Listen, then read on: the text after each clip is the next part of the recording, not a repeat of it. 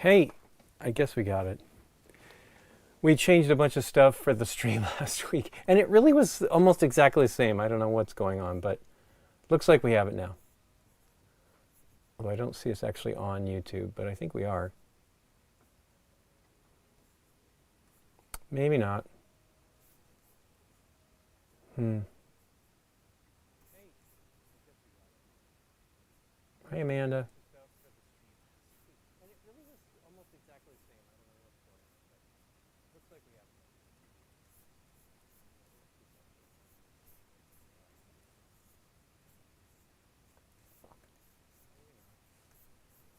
Sorry about this.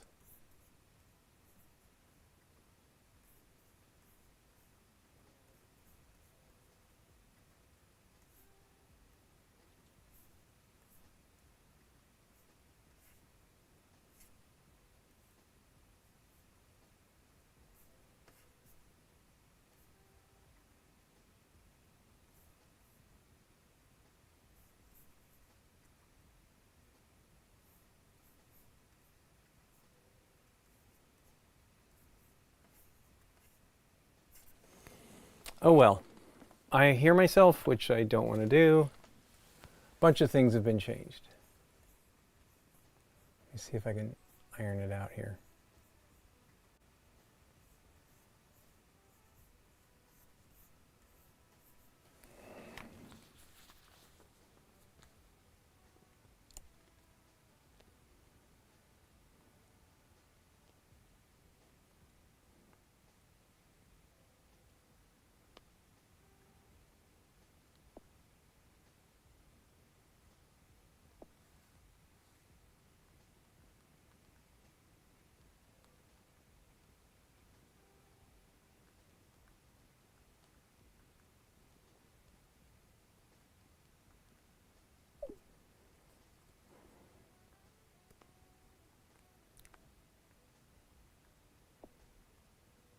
Our only demand was this guy.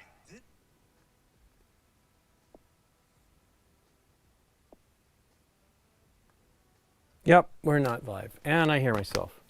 Bunch of fun. This is too many weird things. Oh well. This mini is awesome. I've been having fun with all of them.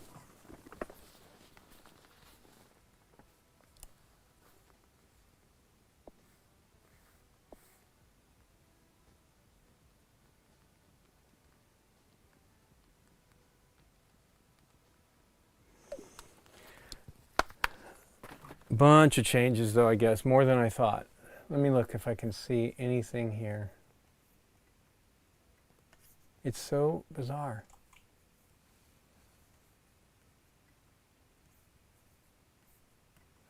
Anyway, let's see what we can do. Derek's going to look on it and see. I am hoping to get a lot done here today, but I doubt it. We did the top 10 video, not top 10, excuse me, the BGG Golden Geek Awards. We had to put that together. We had, the calculations were done or whatever, the winners were determined last week based on everybody's voting, but we had, we did a video last year where we had Candace and Eric and Steph and Derek and Nikki and me do the intros for the winners, and we just knew we weren't going to have the time to put that together. It still took me 2.5 days to really do. Well, that's probably not counting the scripting, which was not super. I have some people like that we are the given Steve Buscemi vibes, hello fellow students. But come on, we're not presenters. We're trying to just do a decent job, put out a relatively good video and not make it so insane that because we leave for BGG Con at the end of the week, and it's very difficult to get everything done that we want to do. But I am excited here. Hopefully Derek can see what's going on. I don't know. It does show as like it's streaming on YouTube, but it doesn't. It's not doing it. Hey, I think I got bumped. Well, that's okay. I don't hear myself there. Let me see if I can hear on here. I don't have any audio coming through this. So I don't have audio in the call, and I do not have, wow. Another message.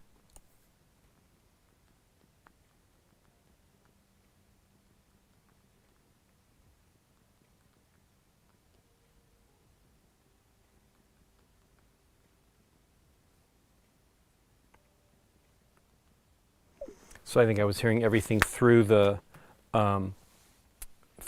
connection that we have, which is good. Derek knows more about that setup than I do. So I will play along here as I can, and hopefully things will come together. I hope he doesn't have to stop the stream. Let's see here. So I can't switch cameras because I don't have that. Yeah, I don't know. We make changes, and I think it changes all kinds of stuff. So if Derek hears this and he can cut to the table, that would be great.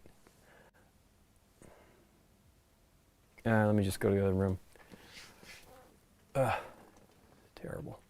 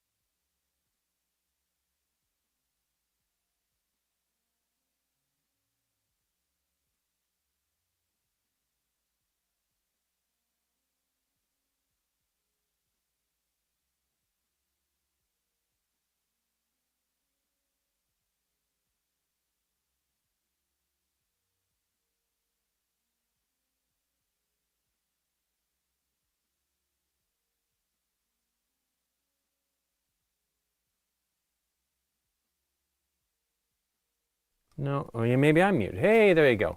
All the changes we've been doing here. So, yeah, Nikki and I did the Golden Geeks video this week. That was a tremendous amount of work, and everybody, has their opinions, and they're disappointed with some of the categories that things are in.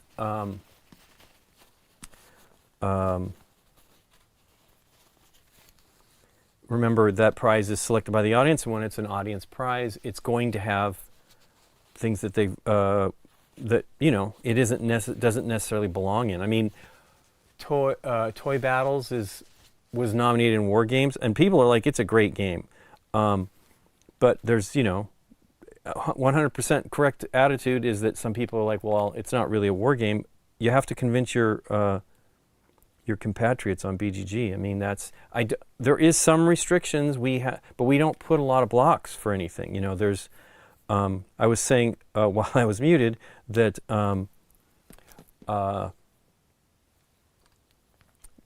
Wingspan won 7 awards, I believe, that year, 2019, I think, maybe 2020. I can't remember when we actually announced that one.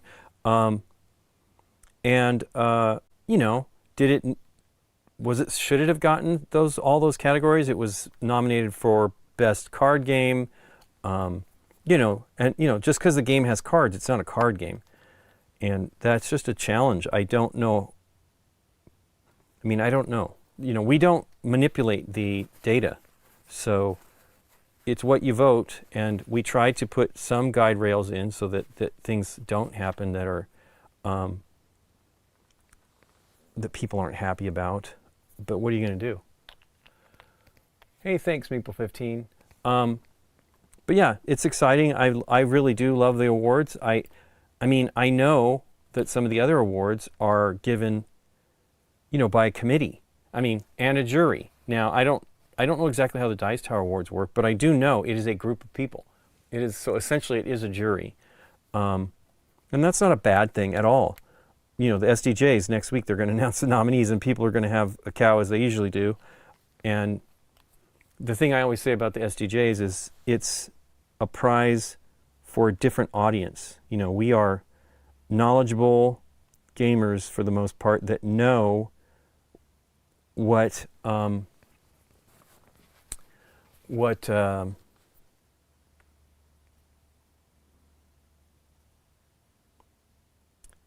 releases there are, right? Most people don't. Most people in the world don't know. And in Germany now, it's a pretty big cultural deal, but it's not that big of a deal, right? Ultimately anymore. But they don't know. We don't. Those awards are not for heavy gamers. The fact that they even have what they call an expert level now with the. It's been going for 14 years or something like that, or 12 years. Or maybe it was 2013, I don't know. With the Kennerspiel, people don't, they always get upset, and they're like, well, it should, and it's like, well, you're not going to see a heavy game in that category. That just isn't what it is for. And our awards should represent more of that, since the audience is selecting them, but it's still going to be controversial that people aren't seeing what they want to see. And I get it. I do talk to people from the SDJ jury, and I tell them they've made a mistake, but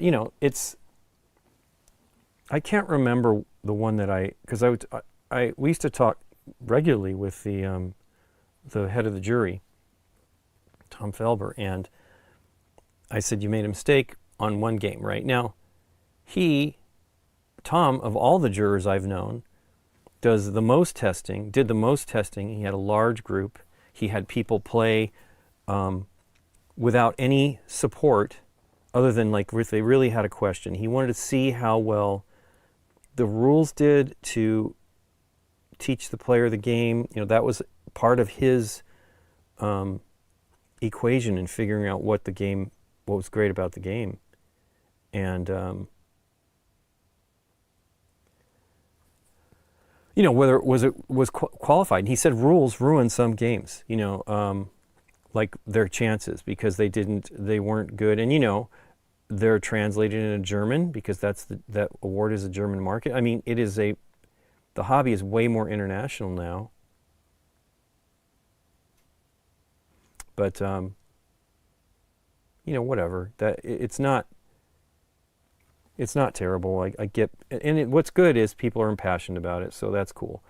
But yeah, I'm not a war gamer. I don't play many of those, so I never select something like that because I don't know what it is. So that I don't know what the general audience is for voting if they pick just something in every category, but I believe I only voted in like 9. I didn't know any print and play games. Did I vote on 2-player? I might have voted on 2-player. We don't get to play those as much. We have a show on BGG that does it, but we have not had the time to do it in over a year, I think now, and it's terrible. We want to do it.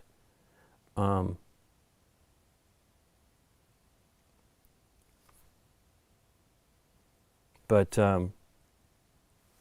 yeah, I didn't vote print and play. I don't know any of those games. I didn't vote in war game. I don't think I voted in heavy game, even though I have more of an opinion this year, but I don't know that my definition of heavy qualifies. I did not play, somebody was commenting that Galactic Cruise was not a heavy game. And people are like, well, it's the lightest of heavy games, and that seems like a fair assessment. We have some friends that really love that game. I just have not played it. They think they're disappointed that somebody, this is like several commenters. It's not like everybody's revolting, but they were disappointed that like Luthier didn't get the win. And I have that game. We got it from the publisher. I actually was hoping, and we still want to do Distilled. I really think that looks like a great game. We have not had a chance to play it. And they also sent Luthier along, which is great. We don't usually ask for games for publishers, but I know that one was like a little challenging to get at one point at least. I actually think I requested to get that game in like 2023, maybe a little later than that, but somehow it took a full year, and that's fine. I'm not worried about it. Our show is not like featuring the hottest and the greatest generally. We don't have the time, we don't have the bandwidth. We take a little time to do our shows. For example, last week we did a live stream. That was amazing because we had Dave and Daryl, which lately we've actually been fortunate where we've had some people over for the live streams, but we generally can't. It's just, you can't, asking somebody to commit to that is a challenge because we have a specific time. We have to start at a specific time. And so when we film, if somebody needs to be late, it's not a problem.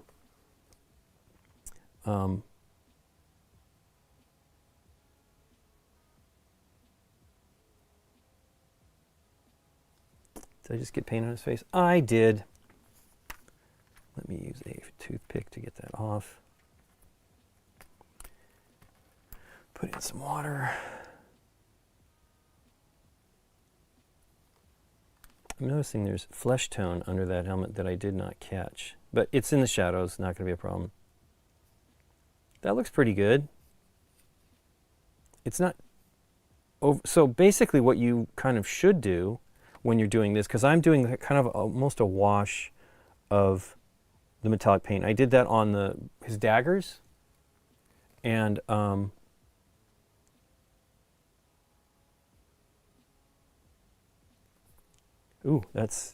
this is one of the problems with it. It just kind of tore the membrane that was developing for the paint. So you really kind of have to wait if you need to change anything, and I should have waited. I didn't think it was too long, but it was too long. Oops, well, I can fix the black. Oh, let's see, maybe I can do it right now.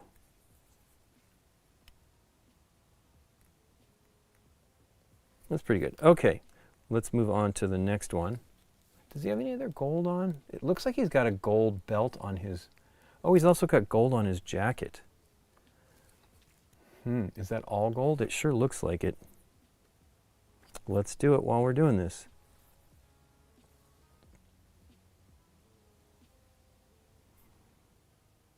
Nikki and I have been watching the SNL UK, which has been kind of fun.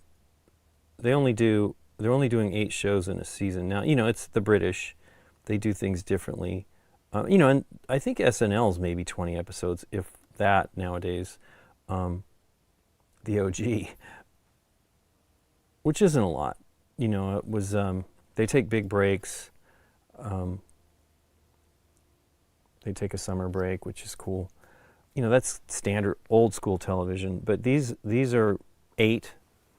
And, you know, they're brand new, like a bunch of new people. I don't know that they've got any, I doubt it that they have any of the SNL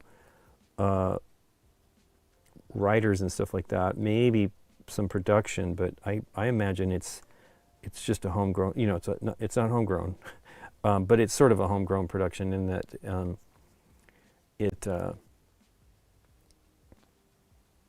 it's locals doing it. But man, the cast is pretty great. We just saw one last night. Now this was last week's episode, not this week's. And then there's only one more this coming weekend. But we saw the last week's episode with Amy Lee Wood, and they did this bit at the end, which I could not believe I knew the reference. That's one of the things about watching the show, is lots of references that you're not necessarily going to get. But there was this ad, they were parodying this, or showing the creation of this ad for British pork. If you want to see a very strange ad from more than 40 years ago, go check out that ad on YouTube. I figured it out last night, but when I was watching, I'm like, how did I know this? Because I knew exactly when it started what it was. I'm like, oh my God. And it turns out that I listened to a podcast, which I have not listened to in a while. I don't drive like I used to, so that's when I would really listen to podcasts. And I listened to a podcast called Script Notes, which is John August and Craig Mazin. John has done a lot of different movies and TV shows. I don't know if he does a lot of TV shows, but he has done a lot. He's worked with Tim Burton on a bunch of stuff. But then Craig is the creator of Chernobyl, the HBO series, of Last of Us. They're really great. And he had mentioned this. I had to look it up last night because we watched it last night, and I was like, how do I know this? So I looked on YouTube and looked in the comments, and of course everybody was commenting about being drawn there by SNL UK. But turned out it was Script Notes, so I went and read the transcript. I have the podcast. I backed them, and I have not bought any of this stuff lately. I don't, you know, I'm not going to listen to podcasts more than once, but that was just like a way to support them. And so I was reading it, and it was just hilarious because it was Craig who had caught it and was like, it's insane, right?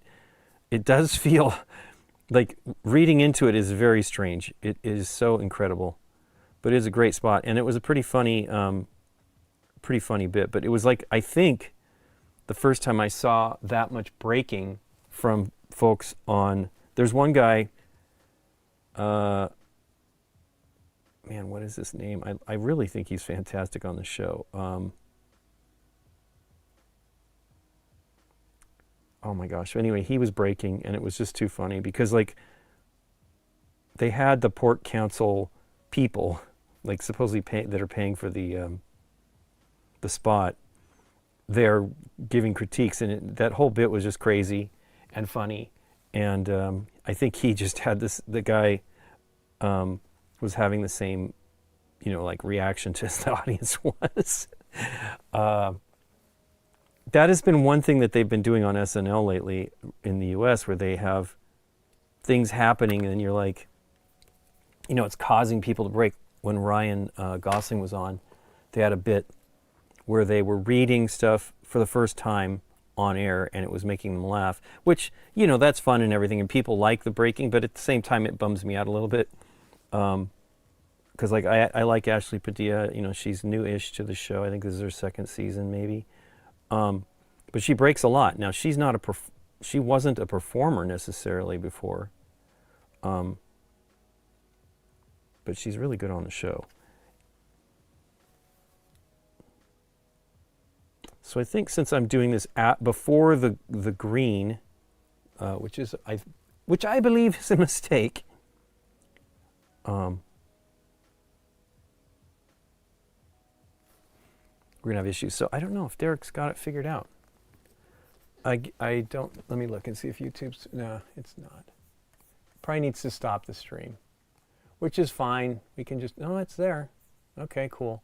I can get the chat going. Let me pop out the chat in case there's some chatting going on over here. But yeah, it's been a great show. I mean, it's a definite, we barely know some of the hosts. I mean, it started with Tina Fey, but last night, the episode, not last night, it's the episode before that had Jimmy Fallon show up, which was, I like Jimmy Fallon enough, but he's not my favorite. Although he was fine on the show, but he is also the king of breaking, which frustrates me. I don't know. I don't know why that bothers me, because I laugh too. I mean, that is the thing.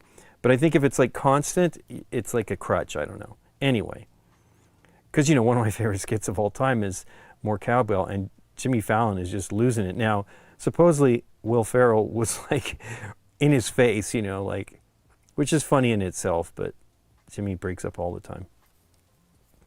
I don't watch his nighttime show. I don't watch any of them, which is a bummer because, I think we're in the end phases of that stuff nowadays, and that's unfortunate because I do like them. I always have. I mean, I, as a kid, loved Carson, and I loved, growing up, I loved Letterman. Letterman was the greatest, and then Conan was great too. That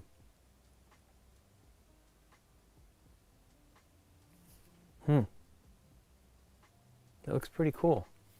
Let's see if I can turn up stuff. I can't really hear anything. But I think Derek figured it out. Derek knows what he is doing. I do not. Maybe I have this turned down. Nope. I have it turned up pretty good. Hopefully I'm not bumping Derek, because I can't control.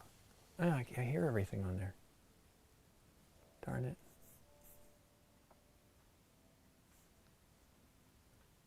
Huh. Go back to this and see. Oh well. Still more of myself, hearing myself.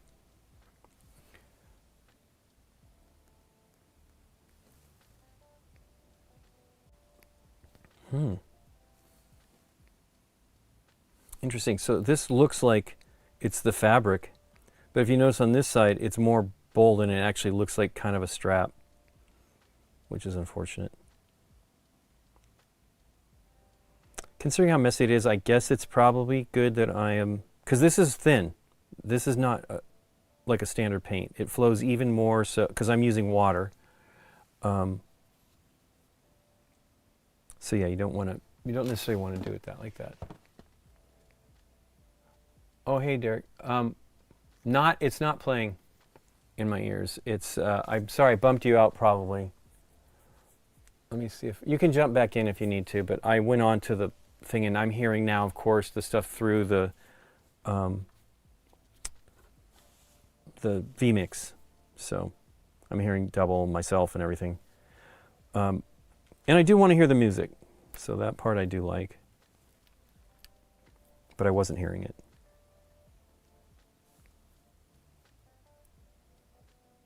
But yeah, this is way more runny. But I want it to be light. Boy, it's on the hair there. It's everywhere. The downer about this, when I do the hair, is it's so dark that, and I don't even remember how highlighted it was. It was the top of the head, so there should have been some shading, and there isn't. I did have to add more. I had to add 2 coats to get the coverage that I wanted because it looked blotchy. It's still got a little bit of that going on here, but it's not terrible. Let's see if I can give it a little bit more. But yeah, I want this to be less strong than the gold. Now, these are the speed paints, so they are going to be a little, the transparency does work. So it doesn't look as strong. Now, it wouldn't look like this. This, you can tell this is basically a gold wash.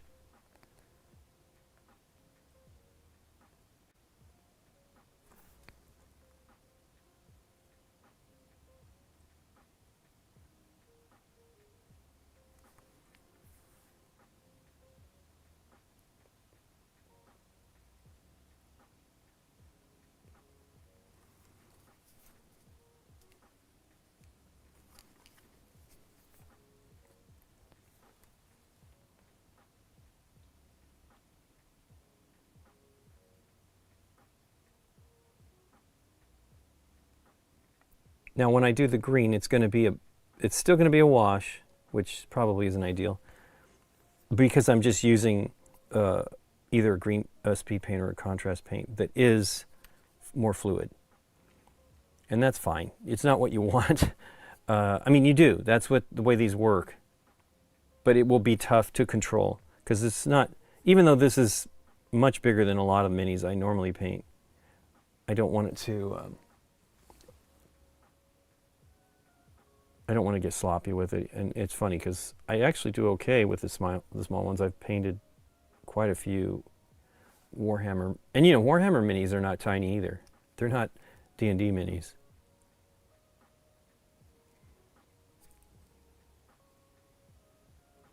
That was what was funny about painting the Horrified minis for D&D. Horrified. That looks nice. So let's try to, let me do a little bit on that little, wow, the paint is already dry. Now I'm using the fidget popper, but the little pool I had, it's not a very deep pool, that's why it's already dried in the fidget popper. Let's see if I can get it up. Put some more in. So basically it just peels off, and you can see it's dry. I think basically the other one's dry too, but it's thinner. But I don't want the chunks of the paint.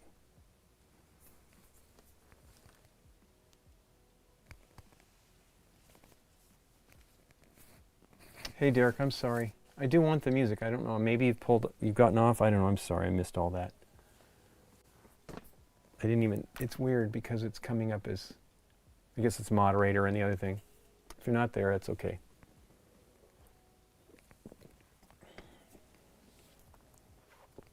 We won't be doing it till after we return because Derek should be at Bijou Spring as well. We'll see if we remember.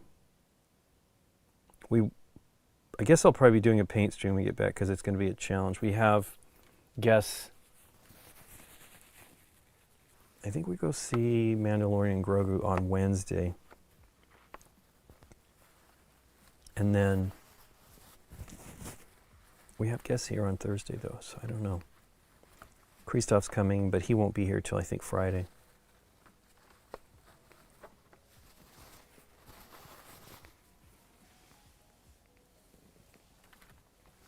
Let me message Derek.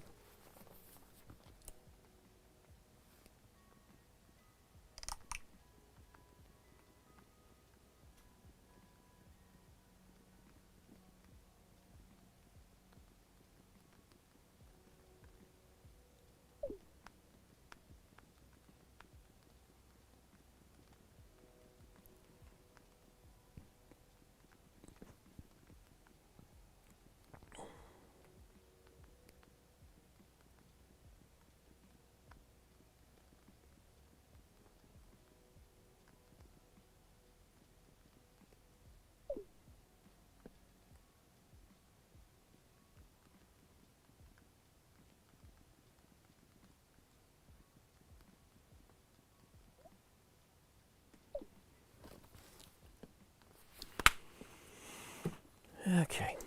Whoops, there goes my phone. Is it charged? Nope. Hey, 11:16.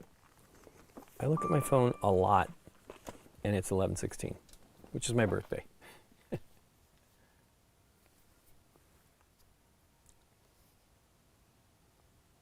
So yeah, I'm going to touch up this gray.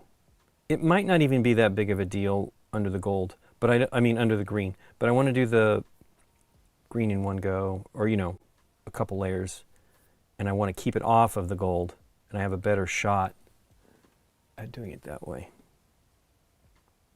Just make sure I'm not missing any gold. Well, I was pouring more. Well.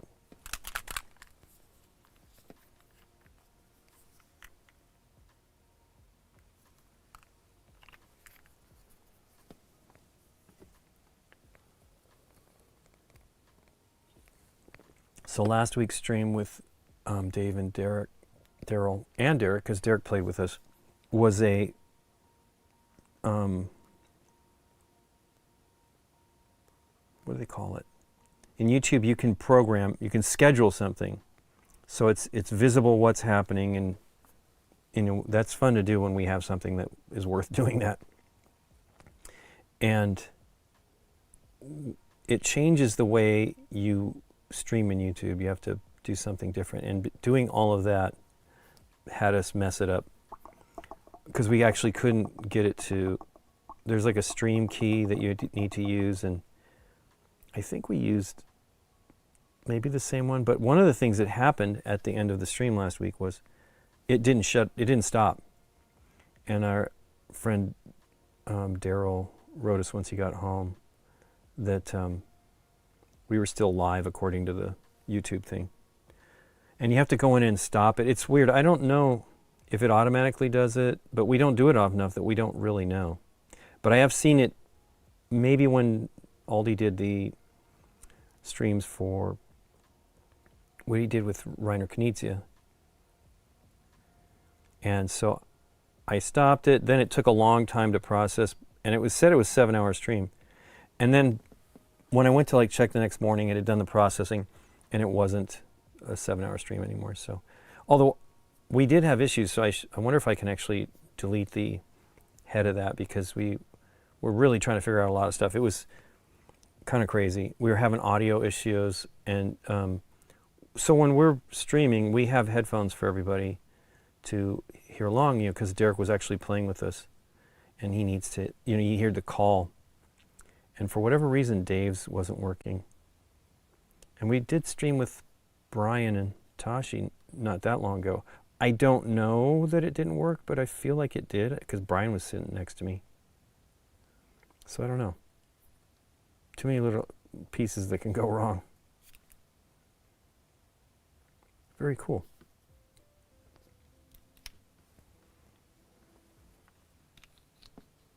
So when I'm doing this, I might come back in and do a little bit of highlights with a darker golden and a silver. It's kind of a bummer. I like non-metallic metal, but I don't I need to do it if I want to get better at it, but I've only ever had some success with it. Now, you do whatever you want to be comfortable with, but I would like to get better at that. I have done some non-metallic metal style painting. Wow, that kind of scratch that. I got to touch that up before I paint the green.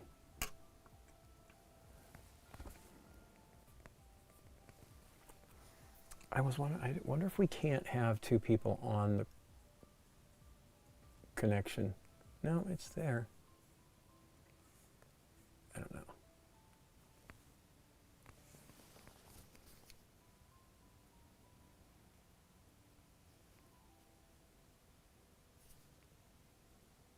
Ultimately, with all the brain damage, I did get reasonable eyes.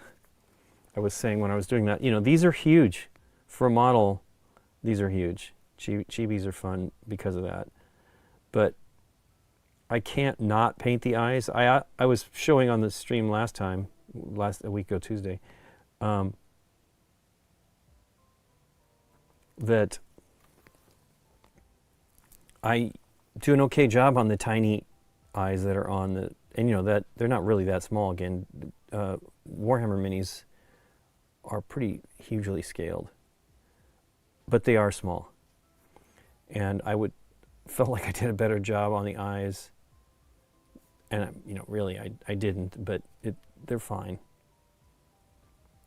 Some people just darken the spot, and that's completely valid.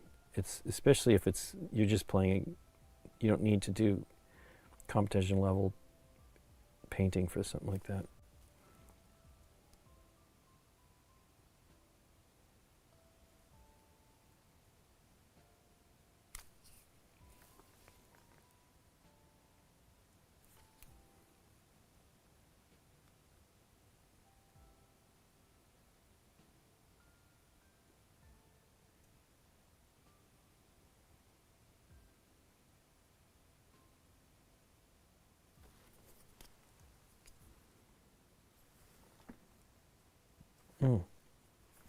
Shouldn't leave that like that.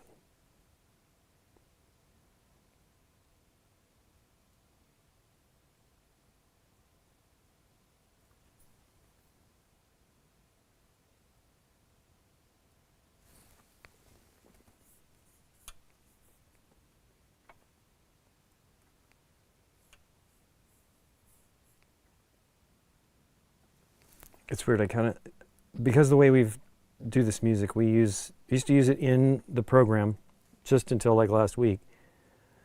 And for it to really work, when we do our live streams for GameNight, we don't have the music playing.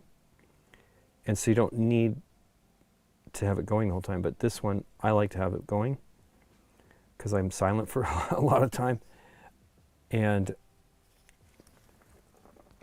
to make it keep playing, I think the window needs to be up front, which is unfortunate. I would just like to go back to the way we did it with within the streaming software, because it has basically a browser window that you can do. But it was such a pain. I'd spend forever, like sometimes trying to get the stream going. Ooh, that's gold on his face, and he's sparkly. Into the other side though, while that's drying.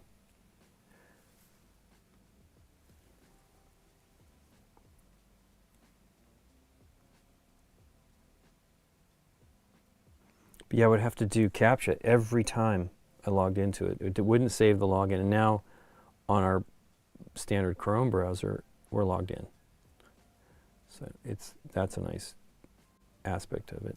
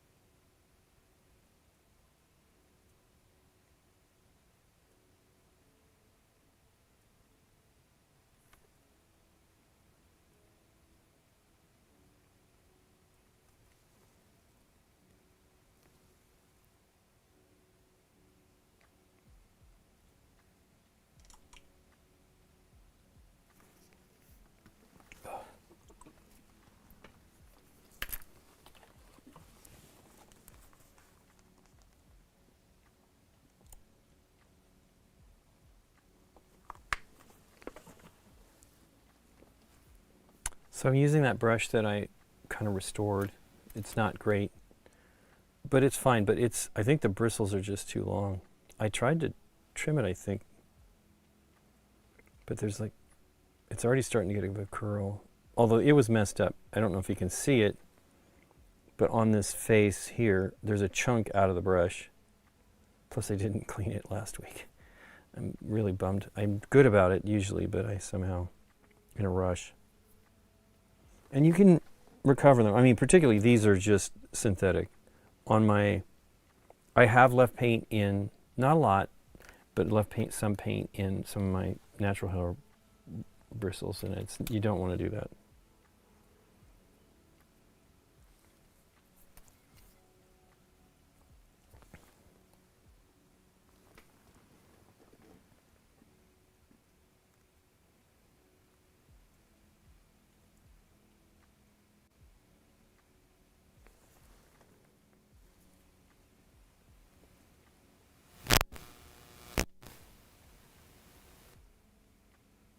Wow, I heard static.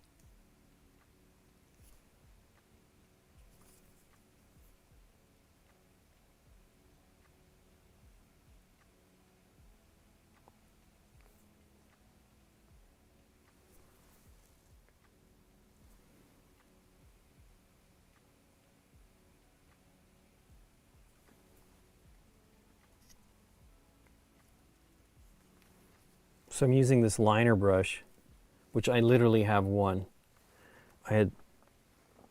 Back in the day, I would purchase miniature brushes at Michael's, and when they actually had reasonably good brushes. I don't think they carry that much anymore.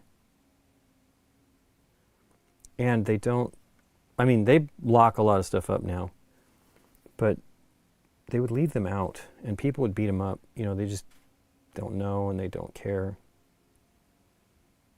which was frustrating.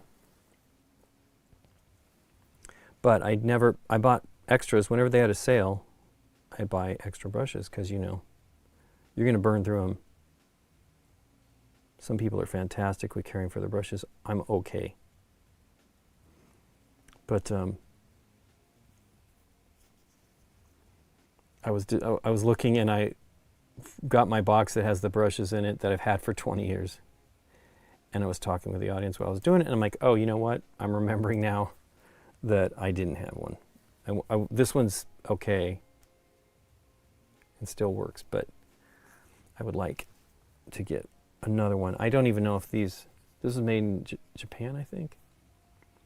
And it was natural hair, but I don't think it's like quality sable. I don't know.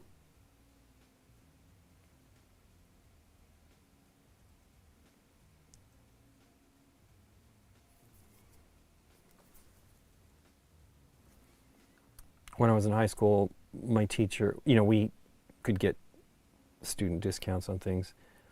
And so it started me using Winsor Newtons. I believe they were Series 7 even back then that I used. Don't know for sure. But I moved away to synthetics pretty quickly.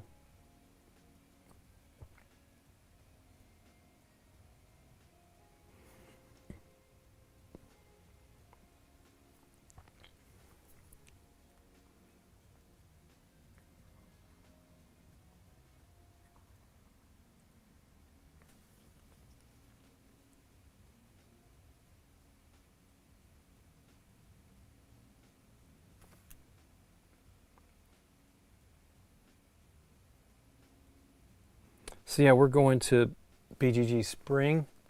Hey, Chad. And producing them in the US so we won't have to deal with the song and dance getting brushes from the EU. That would be cool.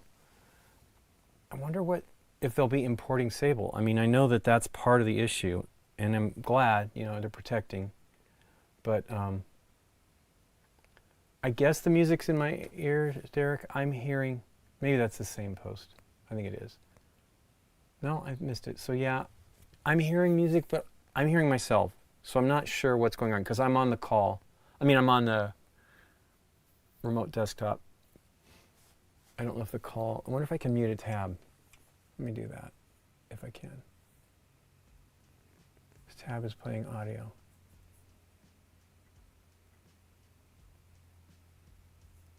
It doesn't let you select it there, so there's probably a way. I want to hear it just from the call, but I don't know. I don't probably have it set correctly. So now that's, okay, so I'm not on the call. I guess Derek bumped me off, which is cool. But the issue is I can very faintly hear music, like very far away. which is cool. At least I'm hearing something. Let me see why that would be the case. I do want to be on the call though, Derek. I need to be on the call. I mean, on the remote desktop too. Maybe that's you just changing it, but I need it so that I can switch cameras.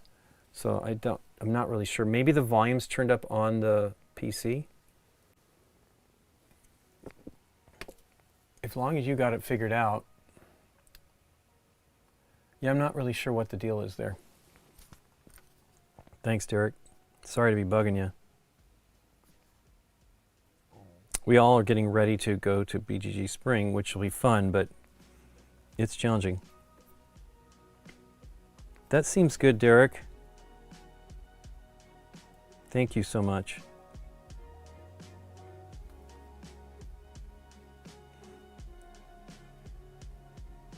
We had a really fun time on that stream last week. That was great.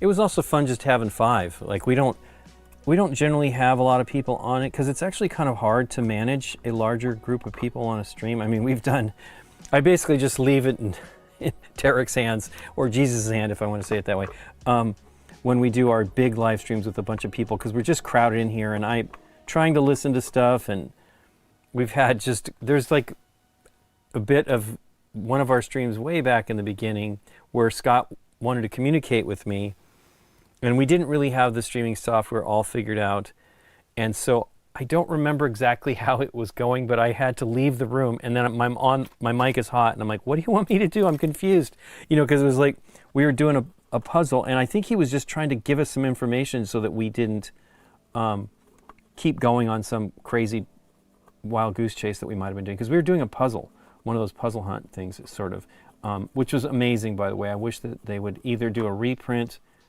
or do more. I'm sure they spent a lot of time on it. It was called the Wilson Wolf Affair, and it is amazing. But yeah, I was like, what do you want me to do? I don't understand. Thanks, Derek. Yeah, I hear that stuff. Let me see if I can mute that.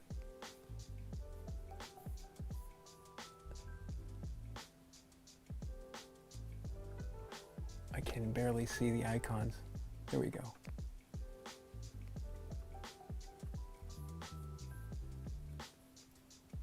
It's weird. We didn't change that much, and we didn't change things in this. Oh wait, there you go.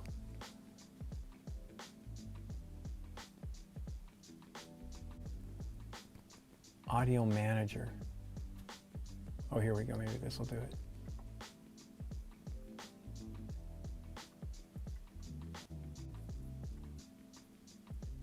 Oh, there we go. Thank goodness. Fantastic. Thanks, Derek. I was going to go. Hearing yourself while you're doing this stuff is terrible. Oh, that was what was popping up. I didn't see it. Okay, cool. So I need to bring it back to the front. I don't know how you do that. And then I need the audio in the front. There we go. Perfect. Only an hour later. That's not too bad. I'm not hearing myself now. What was going on, Derek, is the audio was turned up on, slightly turned up on, or not slightly, enough to, it was kind of bold, on the streaming PC. So I'm hearing that audio, which is fine. I don't mind hearing the audio from that machine, but I was hearing it.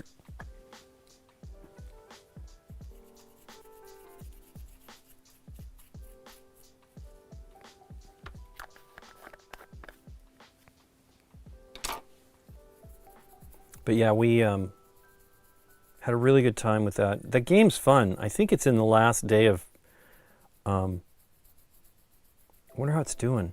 I think it went over 2 million, which is cool. You know, it's Asmodee's, I don't know if it's Asmodee's first crowdfunding, but I imagine it might be. You know, it is a little disturbing because they have, you know, they are the biggest. I mean, maybe Hasbro's bigger and stuff like that, but they're pretty darn big in the, at least in the hobby gaming. And, you know, they're beyond hobby gaming now. They do many mass market things as well. But, you know, you just, I don't know. I don't understand all of it. I'm not a... I guess 2 million's a lot, so it's probably worth it. I mean, 2 million's a lot. Who wouldn't want it? But in the grand scheme of things, they make billions, I would imagine, a year. And you know, I was kind of stressing about them because when they split Asmodee up, it was actually not Asmodee, but Embracer split all that stuff up. They loaded Asmodee with $1.5 billion of debt, which Stephen Bonacore, you know, who is a business guy and had run Stronghold Games, he's like, look, if they're, you know, because we used to do the BGG show, and he was on that with me every month, I guess is when we did it. He's like, if a bank's willing to loan him the money, it's probably pretty safe bet, you know. So I know he was one of those guys that he invested in Asmodee too. So hopefully it's all good. I was worried, you know, so there was a company back in the early 2000s, I'm sure they started before that, but they went under. It was Euro Descartes, and it's a lot of people that were involved in, that went on to become Asmodee. And when they went under, like a lot of games just got lost for a while. And they kind of had to be, and Stephen was actually one of those guys instrumental in making that work. He unlocked a lot of games that were, you know, just the contracts were gone, and he did the amazing job. And one of the first ones I know of that he did was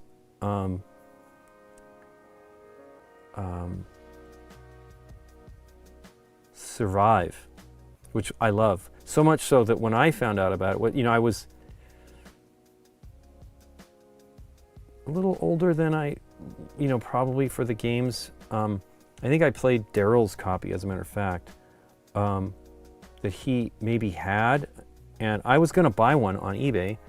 They weren't terribly expensive or anything, but I was just like, you know, it would be fun to have this be a standard version, you know, like a European style version. So I did my own in like late 2007, 8 or something like that, I don't know. And then Steven's company, Stronghold Games, new company, out of the gate, I almost feel like that was the first game. And they got it and did a full-on, you know, European style version of it. It was pretty great. There are others out there, though. The British one was kind of a neat hybrid. There were several versions, but they had one that had like plastic pieces for the volcano and stuff like that. I don't really know. But he also did a game called McMulti, which people love. You know, it has a great reputation, but it didn't do that well, and it's an older game. You know, some of those games just don't translate. But he found a author and got it licensed, and I don't know if he sold the Survive, but that was Asmodee put it out as well and did their own art. I don't remember what Stevens looked like. I might have that one. I have plenty of games more than once, but I don't love it having multiple games of the same game, because most of the time I do that is because I'm going to give it away. I will collect games that I think are great because I want people to have them. You know, Deborah's been a big beneficiary of that, because I'm like, oh, well, you want that? Here you go. Because I will buy multiple copies of a game that's out of print, hard to get, so that I can give it to people. Annie and Sebastian, who live in Germany, I gave them games that, the versions that we love. And, you know, it's not easy to necessarily find them in Germany. I would look at when I would go to Essen, they used to have a pretty good amount of used stalls. They don't have so much anymore, if at all. Now they kind of have like maybe a hybrid of that plus closeouts, games that are closeouts. And a lot of that's actually run by Asmodee now. They have like at least one booth that is stuff that they're remaindering is what they call it, I think. But yeah, I'll do that. And so like Annie and Sebastian, we love two games that we love that I actually sort of prefer the German version. I don't think I actually have an English version of the original Circus Locati. I believe I only have the German one because Rio Grande printed it in the United States. And what they did, I mean, it's the same art and everything, but what they did is they took off, one of my favorite elements of that one was the act names. So there would be, in German, the great Flodini, which was supposed to be like Houdini or whatever. They took all of that off of the US one, and it was a bummer because that was funny stuff.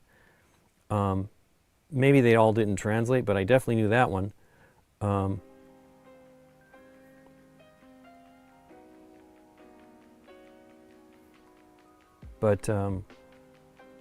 So yeah, I'll buy multiples of that, but I generally don't like to. And so I might, because I had my own copy of,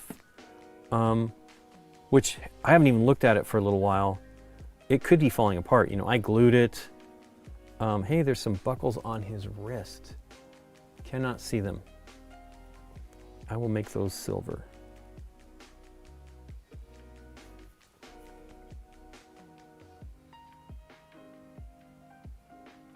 I did a terrible job of cleaning these the horns, bendy horns. It's the mold lines. You really can see them once you paint them. It's insane that I can't see them. I mean, if I spent a good amount of time looking at it, I probably would see that.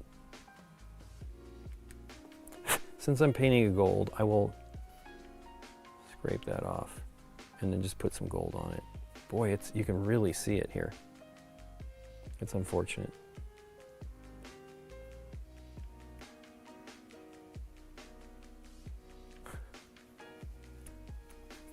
I'm just trying to do a light, doing much more than a light trimming.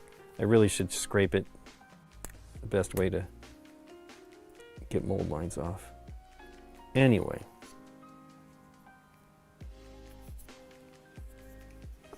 Monument has been doing a lot. So they've announced them and people have reviewed them, the new one-step paints or first-step paints. I think they might be first-step paints.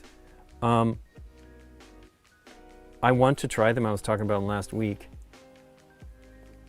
And I probably will buy some. And I will definitely buy their medium because I would like to see what their medium does. They were talking about like I mentioned Stolly, Tale of Painters all the time. He's great. He does coverage of paints. I don't know that was his first thing, but I think he's found his niche. And he maintains like color corrected swatches of the paint so you can compare colors. And he did not think that I could, but I don't really want to. I don't want to be that forward. They were very nice to send me stuff because I've started doing stuff, but they were because of Atomic Mass Games. They have a paint series with them, and our friend who used to work there sent me that whole set plus the base set of the paints, and I just hate to ask for more because I use Pro Acryl all the time, but I don't use it exclusively, and I don't want, if I'm going to use it, if they're going to pay, so 3 or 4 years, almost 4 years ago, GW sent me all of the new contrast paints, which I didn't even buy all of I bought 20 something of the first wave. I think I had 7 I didn't buy, and I want them all now, but I just haven't even gone. That's $50-$60. 60 something dollars probably, because I bet I have 8 that I don't have. And it's not that big of a deal, but I also don't want to just throw money around especially for paints when I don't need them all. But I would like to try them. I'm very excited about them. I've been watching his videos, and they look pretty amazing. I just don't, I've got my experience with, I have good experience with Army Painter speed paints, and I have I have a lot of experience with the contrast paints, and a little experience with the express paints from Vallejo, but I have not tried any of the others. I do love them. But yeah, I don't really like asking for stuff. What had happened was our friend was like, hey, I can get you the stuff from, the new paints. I'm like, oh, that would be great, thank you. And then I said, well, if you could get me just a bottle of white and black as well, that would be awesome. And their paints are only $5, by the way, so they're not that expensive. Contrast paints are about $8, at least they were. I don't know if they still are. And it's the same. The contrast paints are the same size as the speed paints, but the ones from Monument are 22 milliliters. So they're, at least let me think. So 4.5. It's almost a fifth more paint. That's pretty great. I really do love their paints. I've been using, the first paint I bought was, so I often buy white. But I knew that it was supposed to be good. But I also buy a magenta every time, praying that I will find the magenta that I love from, I have it somewhere here. I decanted it, but I don't know where I put it. Of not warp lock, that's bronze. But I loved the color that Games Workshop used to have, their magenta purple. And nobody has it. Nobody's made the same one. It's really a bummer. I don't even think they make it anymore. But yeah, I don't like to ask. It's, number one, you become beholden, and I don't mind that so much, but I can't guarantee that I buy plenty. I bought many things from Monument. I love their stuff. But I can't promise I will use it. If I buy it myself, then I can do what I want.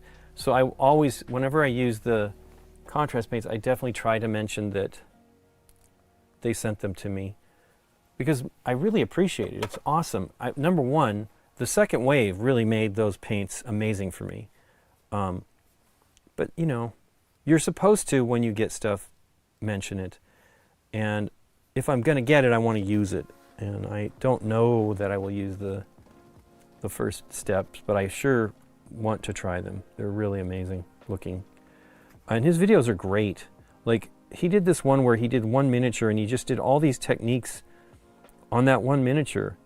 And you really get to see like how they work. It is very promising, Plus he's doing it right then. So I do feel like it's legitimate. Like, the most impressive thing that is going on with those paints is he was doing a coat and doing it pretty sloppily, like, not sloppily, but a good coating of the color, and then just wicking away pools, and it was looking phenomenal on the stream.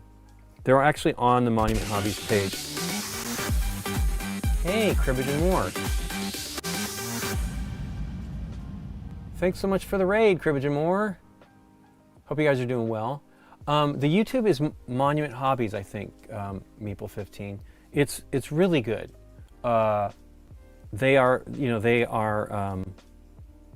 They make the Pro Acryl paints, and they do some pretty great brushes. I have not bought any of the latest brushes, but I bought 4 sets or so of their brushes, and they are pretty great. The ones that Adam did, which I bought, he does not. His are not there anymore. He's now working for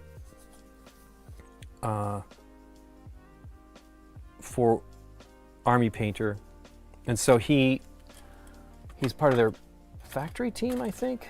And he's been, feedback and all that stuff. But then I have, these are the igniters. These are changed. I mean, I think they're essentially the same, but they're Kolinsky Sable. I don't know where these were made. But yeah, see, Creature Caster. So that's a long time ago. I bought these a while ago. They used to be partners with Creature Caster. Creature Caster, I don't know the whole story there. The paint was made in Canada. I have some of the paints that were made in Canada. And these are the bomb wicks. These are also these are Monument Hobbies here. So maybe they were different phases. I feel like I bought them at the same time. They might have just still had labels and stuff like that. I mean, I don't think they had a bad relationship. I just think they moved production to be more consistent to Arizona.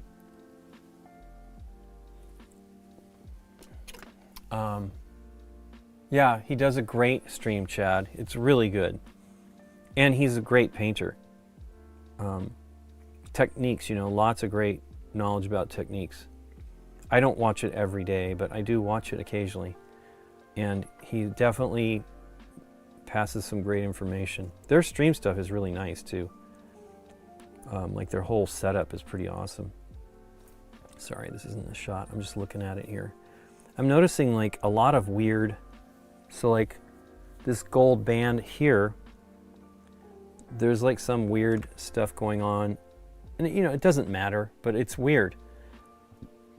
Like, I don't know how easily I would clean that normally. Again, these are gonna look nice on the table. I mean, you know, this will look good. You know, oh, hey, that looks great. You know, I don't have, there's more that I kind of want to do to this, but I just drew the line. I probably will do some gold highlighting on the edges because I used a deeper gold for that. But yeah, she looks great. You know, they're cool. They'll look nice on the table. I mean, here's the deal.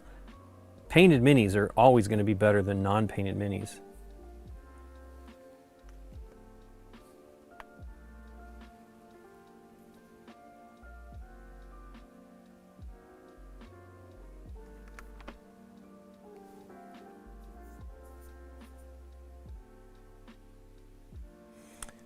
But yeah, on that, I was mentioning earlier the Golden Geeks. I was basically trying to write, and believe me, I'm the king of corny jokes. I was trying to write corny jokes for the few that I was willing to go with, and somebody's like saying I sound like Buscemi from 30 Rock. It's pretty much valid. I'm just like, you guys know that we are not professionals, right? Sure, we are sort of professionals because we do this video stuff, but we're just us. Everybody when we do these streams, it's just us. Nobody's, I mean, Dave's a professional, Deborah's a professional, but Deborah lets her geek flag fly for sure with us. There's some funny stuff. Nikki did some shorts on our video for Up and Down, and it's pretty funny. Deborah's begging for help. And if I knew how I could give her help, it's basically you're just trying to get the right number that so there's something to select. But yeah, I don't know why I'm getting ready to paint. I don't have any paint. It's interesting. So I don't know what they use. I think it's aluminum on for their metallics on the gold. Speed paints,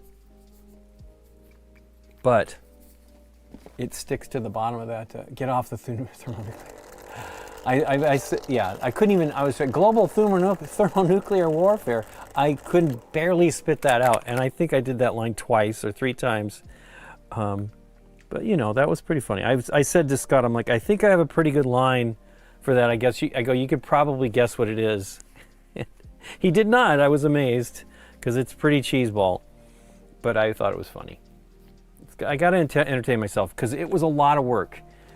Scott asked me last week. We didn't have the numbers completely tabulated till Tuesday morning, I believe, and then I had to start writing the script. Plus, I have to prepare all the stuff that we're doing, you know. And it was just because we're going out of town. I have to have episodes ready. I still am not completely ready. I'll be working very hard the next few days to get that done, and then we go to the con, which is, you know. It's fun, but it's work. And even though we don't work like we used to. So I used to help really run the con a bunch. Used to run the media stuff with a friend of ours there, and they don't need it anymore. First of all, we don't really do, well, this con never really had a ton of that,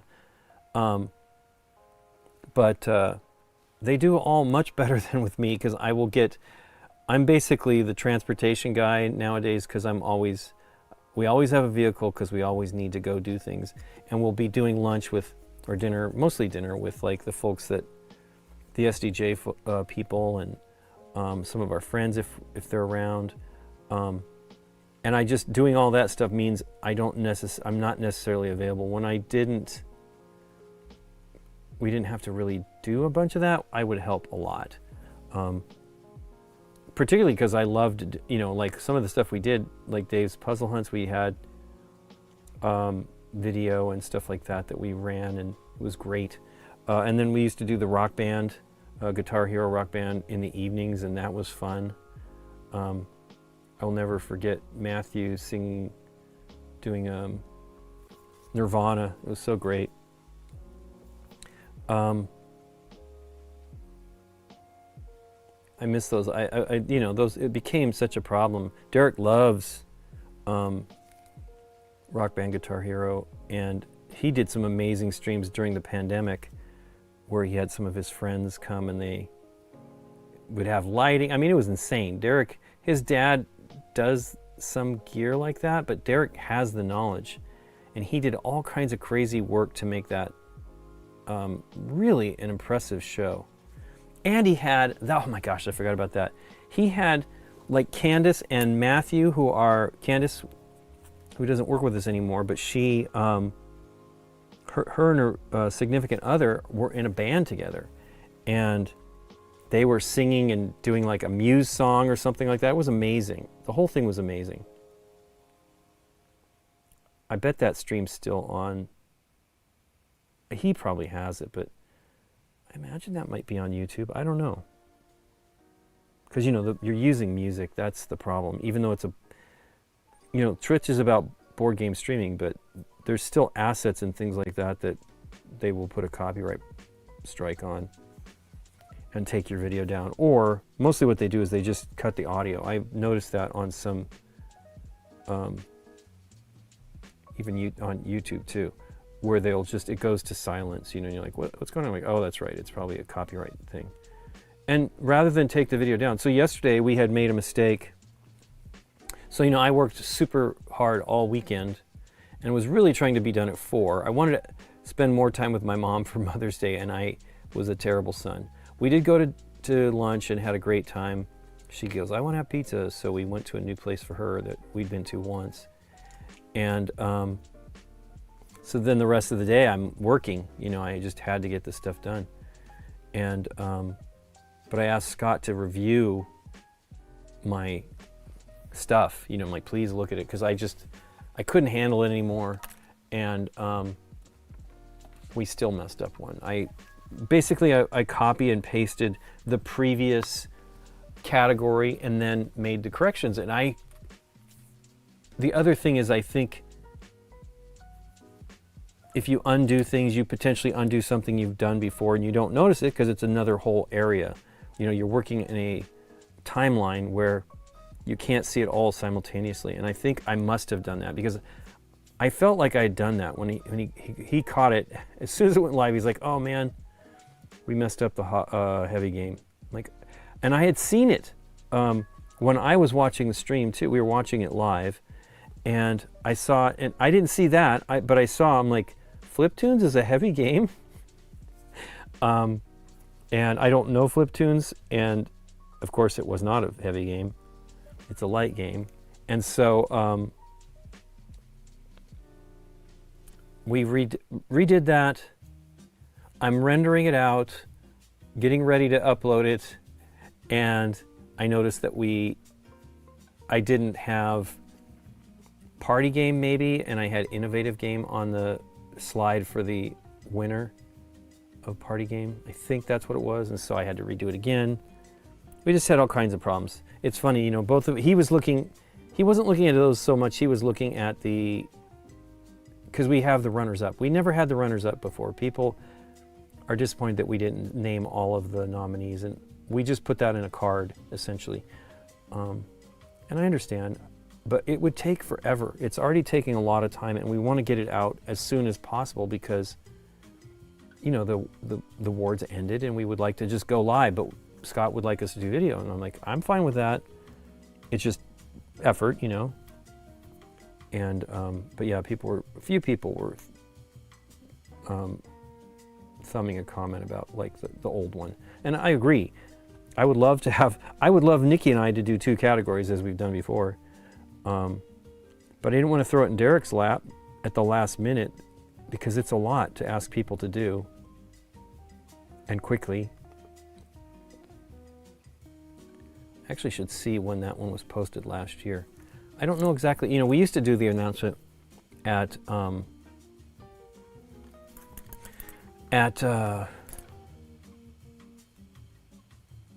we don't do the events anymore. Oh man, he got it in his hair.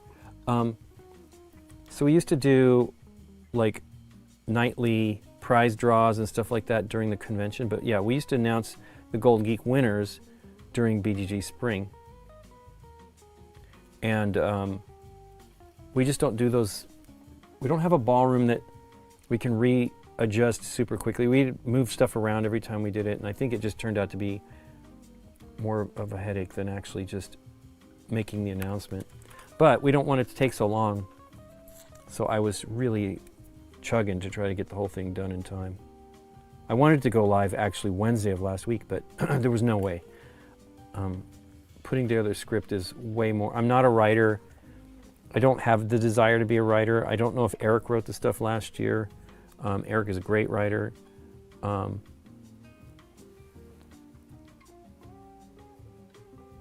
I needed to put that together, so I did my best. And we filmed them and made as few mistakes as possible and corrected them, which we don't generally actually have the ability to really fix. But because it was such a short video, usually if there's a problem like on GameNight, it's hours to render. I was able to turn these around pretty quickly.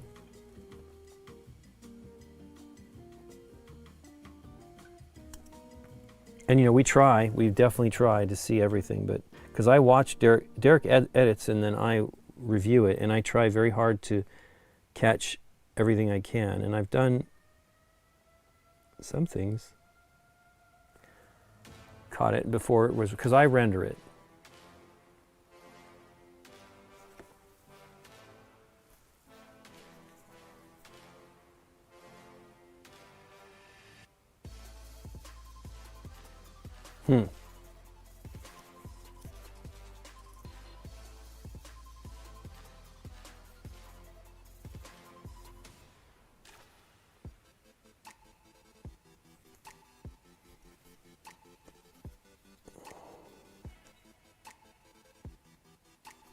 That's weird. It doesn't look right.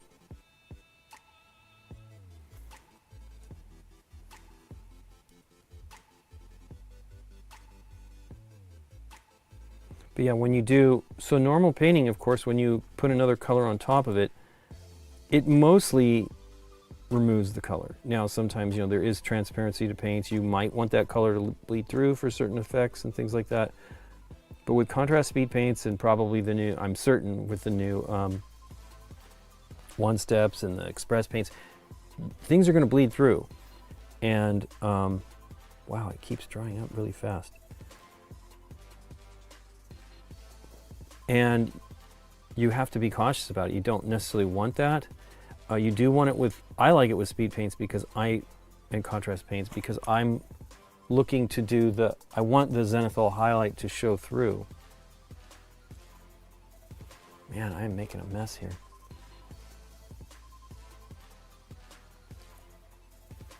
But yeah, we're excited to go. Dallas we haven't been since November, which is unlike us. We usually will have gone a couple of times, but we didn't travel as much this year, which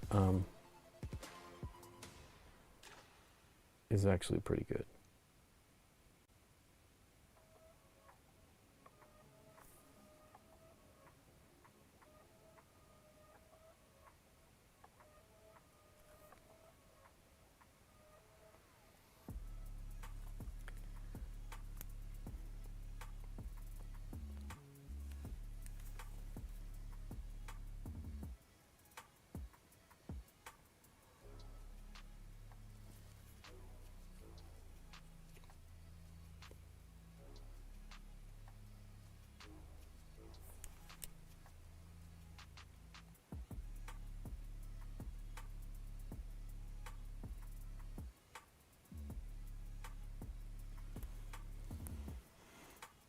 Man, I don't know all the Zombicide games, but the minis for this pirate one are amazing. I don't know who did them, but they're so cool. And you know, these are, the ones we saw are prototypes, so they're not, they didn't seem 3D printed, but I'm certain they must be.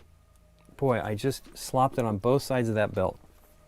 How ridiculous. Now I could touch it up. I probably will just do that. But it's everywhere. But I do want to touch it because I don't want the gold to show through. I mean, it will look strange on the green. Although we'll see. Boy, that looks terrible.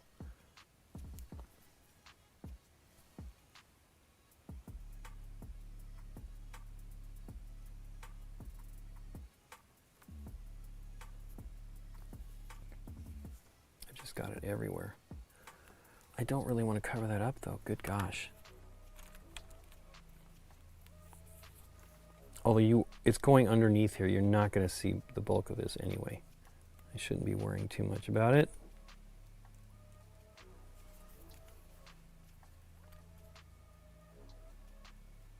I did get silver on his... Ooh, I got silver here too. Not good.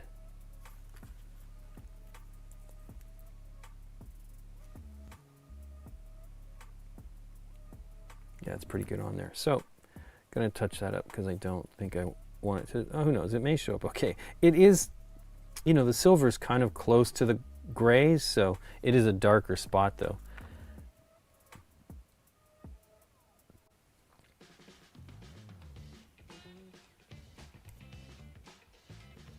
Ah, it's everywhere. And this, I definitely is going to be white, you know, off-white. And I may paint some of that regular paint, but it's all over the place here.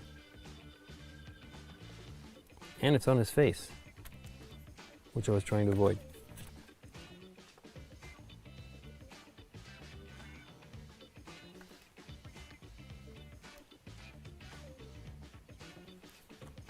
That is, I think, doing this this watery, maybe not around his face. Don't do the thin metallic.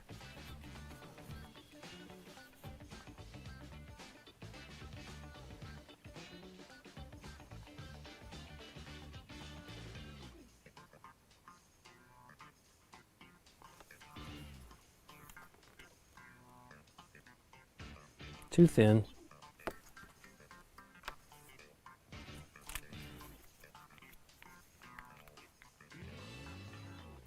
You can see here, like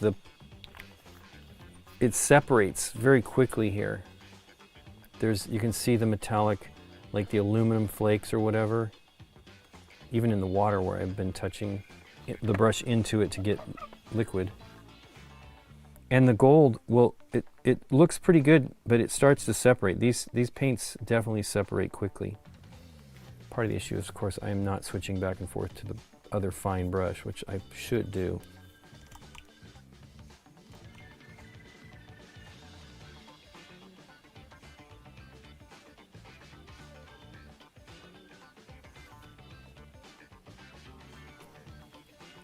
Also, you should wick your brush a little bit before you, because my brush always is kind of, it needs to be damp. So you should wick some of the paint off before you go in and touch it to the model. I just shifted. Ugh.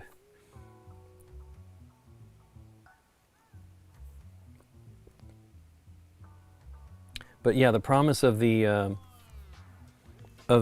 potential slight extended working time with a medium on that one step or first step is very promising, because it dries very quick.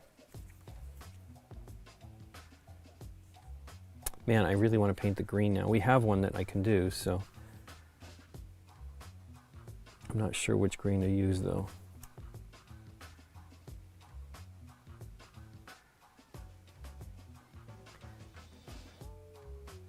Okay, well, let me get a little bit of gray, then make some gray. I use mostly this neutral gray. It does a pretty great job. I have a wet palette over here to the side that I will mix that on.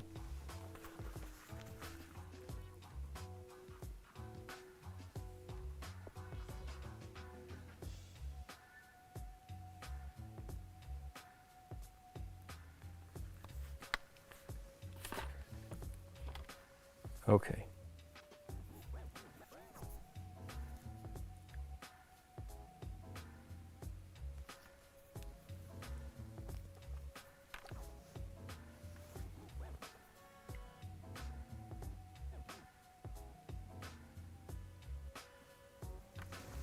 Itchy. Okay. Gray.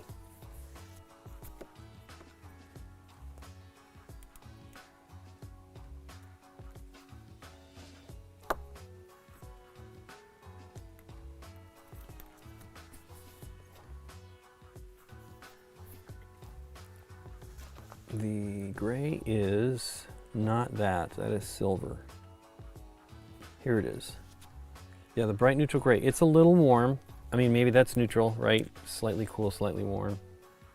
Man, the paint just keeps coming out of this, and I haven't even shaken it.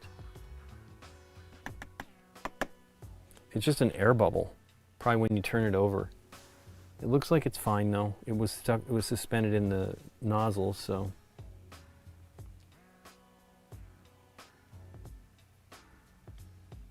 I think there's gold in, well, there's gold in the water here, so I need to clean the whole thing.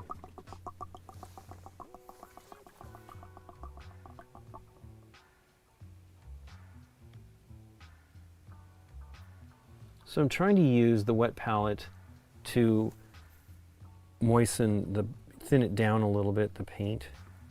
I do the white. I have a drop of water that will do that, help.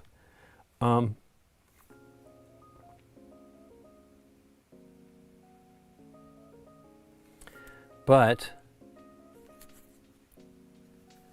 you don't want to be too frugal with the moisture. Yeah, see, that's very white. I don't have any black on the palette. I should get some black. Let me wipe that off because I want to get that right. The black is right here.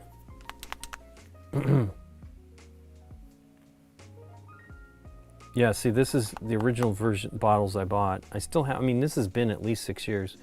And this is the black I use when I'm using a standard acrylic. Made in Canada. This is when they were doing stuff with Creature Caster. But they really have their manufacturing kind of figured out. Ooh, that's not coming out of there. I don't want a ton of it. Let me shake it up a little more.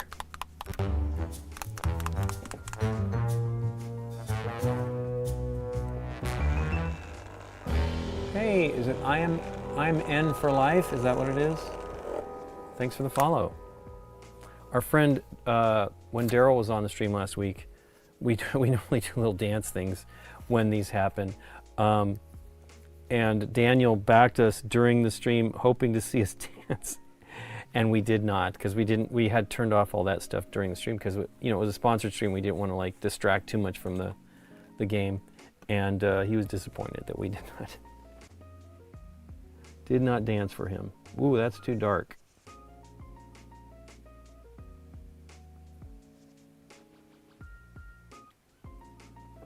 Now, you don't have to go too, you want it to be roughly tonally the same when you're doing this stuff. You don't have to go too crazy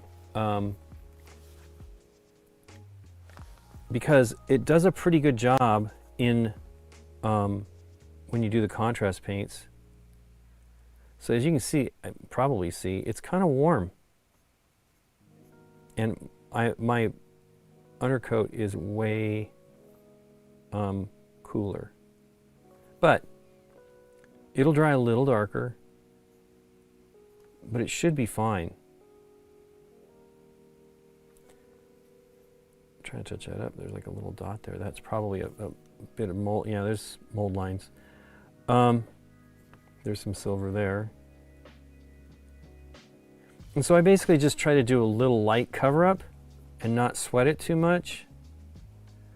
How much different it is, because these are folds on the fabric.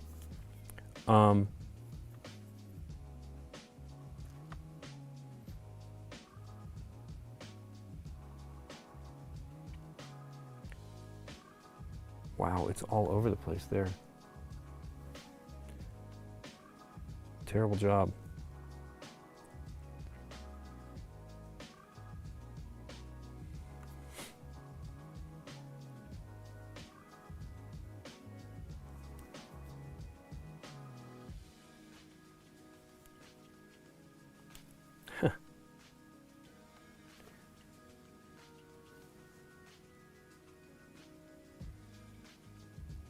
But yeah, this isn't even the same colors that I used. I'm using, as the undercoat, I used Stynal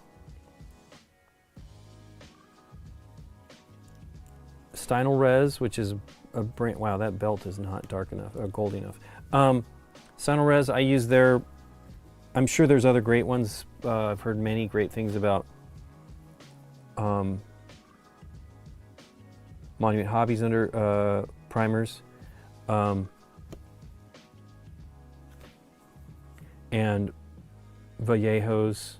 I've just been using Stynal Res. Number one, it's designed to go on for airbrush, and it has been amazing. Like most of the time, very little thinning, some, usually because I'm very paranoid about that. But you don't need to do too much because it's already airbrush consistency for the most part. And those I've had forever as well. I mean, I literally bought too many bottles of different colors and stuff too because I haven't really exploited that. I've only done black, gray, and white. But they're great. Okay, that one's good. Belt looks reasonable enough. Maybe a little bit more gold just to give it a little bright spot.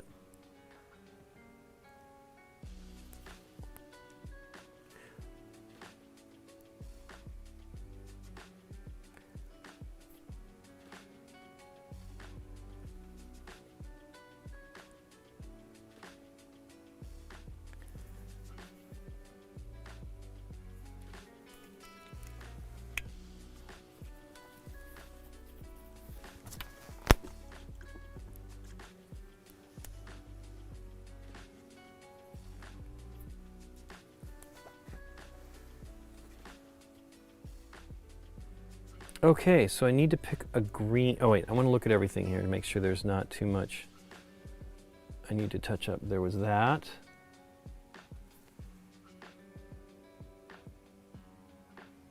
That's a little bulge on the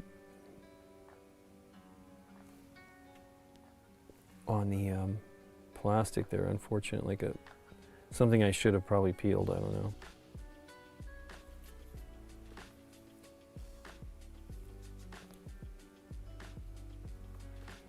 I might go back in and do a little bit of gold touch-up.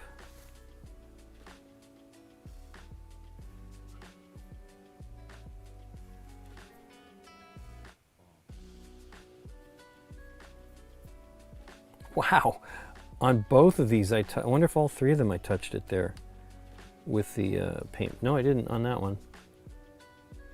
But two of these, the paintbrush touched the cloak. I mean, it's not that surprising, but still frustrating. Okay, so I'm excited to try the green. Loki is looking cool. Yeah, it's pretty neat. I really like this one. It's a little, I mean, they're all chibis, so they're, you know, cute looking. Okay, so the green here is, oh, a darker green. Do I have that here? I mean, I have, this is the thing I'm most frustrated about these paints. Both lines that I deal with, the colors look the same. Like there's so many greens. I think this is the color to use. Mantis Warriors Green.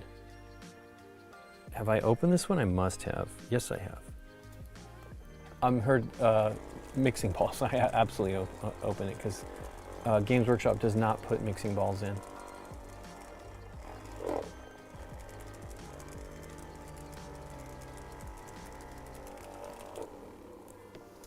I guess this is water down here on the bottom. I did not, it's weird that it's on this step too. I'm confused. Maybe it's just a stone. It must be a stone that's just that color. I should look and see if any source material has it, something like that. A lot of the times they have, I feel like they know what's coming with a lot of these Marvel films and stuff, because they'll be doing things I've never even heard of that'll be part of the game. Oh man, that's a mess. This is the frustrating thing about these pots.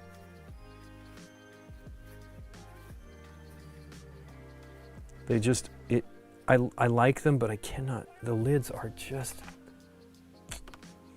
a pain. Ugh.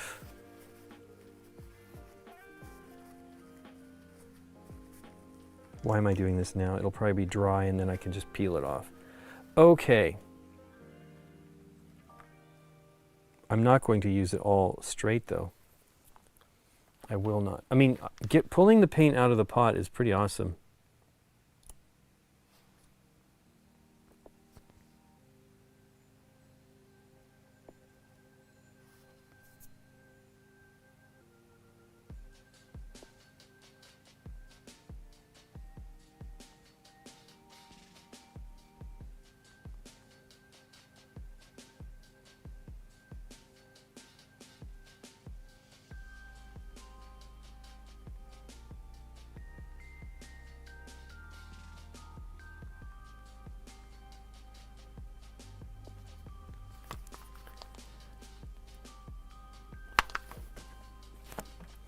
Okay, so a little bit of paint.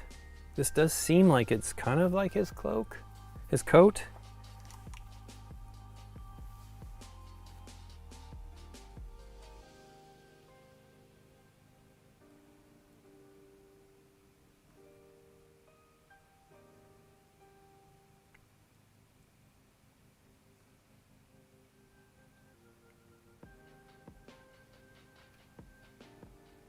Okay.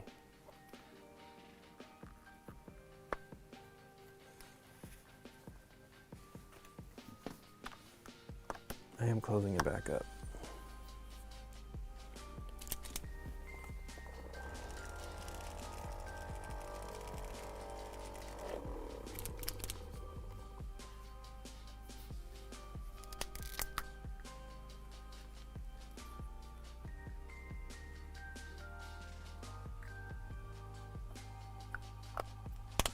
So I'm thinning it out a little bit. I would like to, as I say, creep up to the color a bit so that I get the intensity that I want. Okay, there's a lot of green. He doesn't have green pants though. So let's just do the back here and see. It's not very bright. It is not very, it probably could use a little bit more paint. I only put a drop or two, a drop and a half really, of the contrast to many, many more drops of the medium, of the color.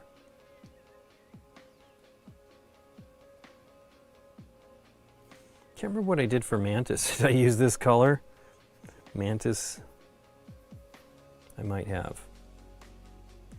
So when you put it on, you want to get it on as quickly as you can so that it's like, and you work in sort of zones, and then you want to wick off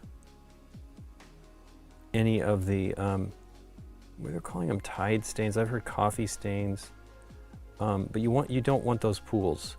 If you can avoid it, I wick off some of the color and then pull it off.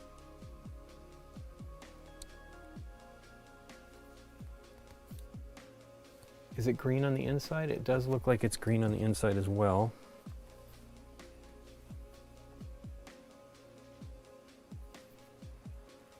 I may do one more coat. You have to let it fully dry though.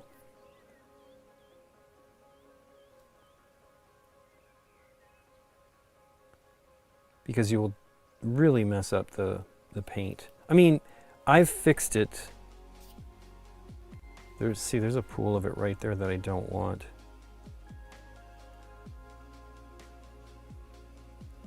One of the interesting things, so I saw Lila Mev on one of her videos mention that Games Workshop says we're not, she did not agree with it in the end, but that Games Workshop says that we're not not using this paint right, where you're just kind of like, you're supposed to put on a kind of a flood the surface. It's essentially what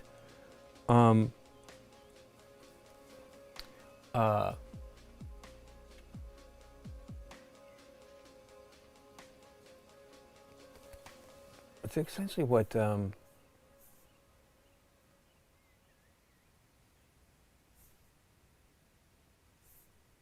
what's his name? James, is that it? What it is? Oh, it's Jason. It's sort of basically what he was saying, and I feel like his effect was great on the one step and or first step. I keep saying want to call it one step, but they were saying you put it all on and then you wick it off, right? So I'm almost certain that's exactly the same method, and his was really successful. He was using yellow, which I've never had great luck with the contrast paints or the speed paints that I've had.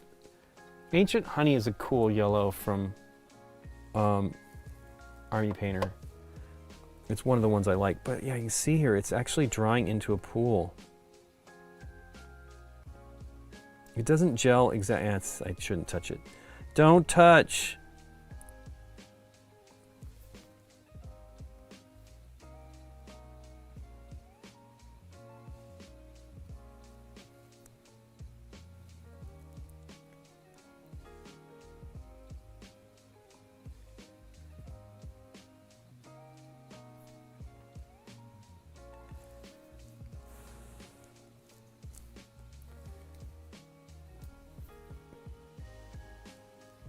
I was actually really happy with the skin on that, gosh, what is his name? The Hulk character I showed a little bit ago. Because I actually mixed some traditional acrylics in to give it some highlights, and I like that. I really want this to dry, but I will not touch it anymore so that I can potentially do one more coat and see what the end result is.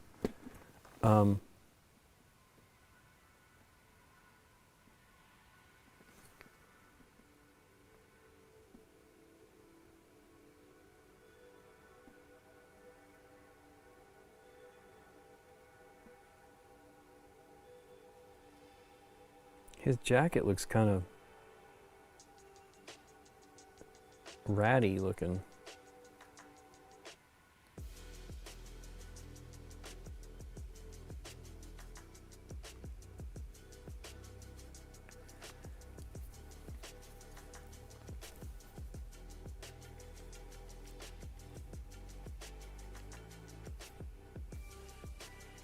I'm getting it everywhere.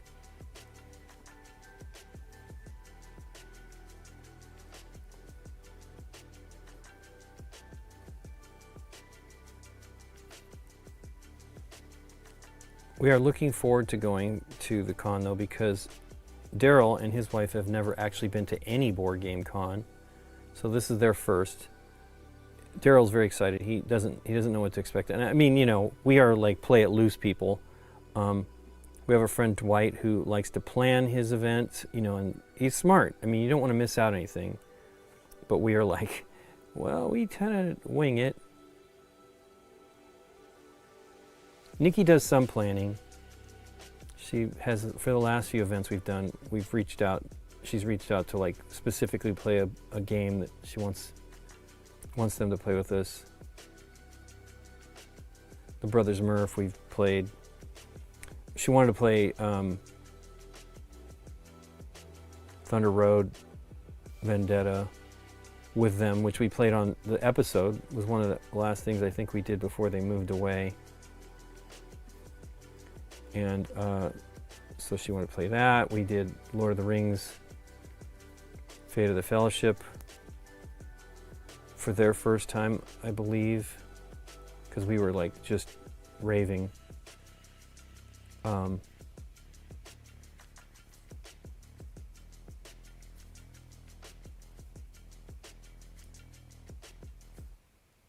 This looks like asparagus.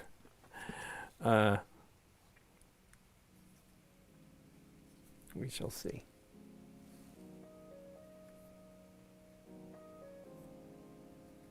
Let's make sure I'm getting all the patches, because I do want to do another coat. I'm pretty certain I'm going to do another coat.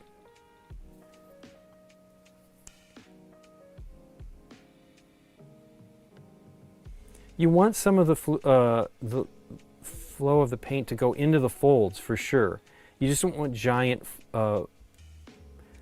pools of it. That's where the speed paints and the contrast paints, all these paints, when you're doing it over a non-zenithal highlight, that's how you're going to get some of the, and even with this, I'm not saying it's just that, but you're going to get that zenithal, you're going to get that shading from the paints. Wow, that's a lot of paint.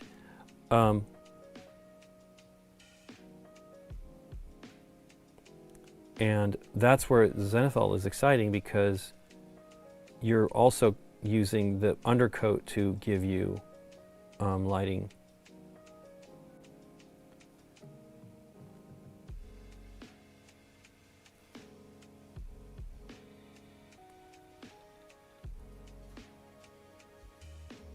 But zenithal coats are pretty great for lots of reasons. There's, wow, there's really some major mold line there.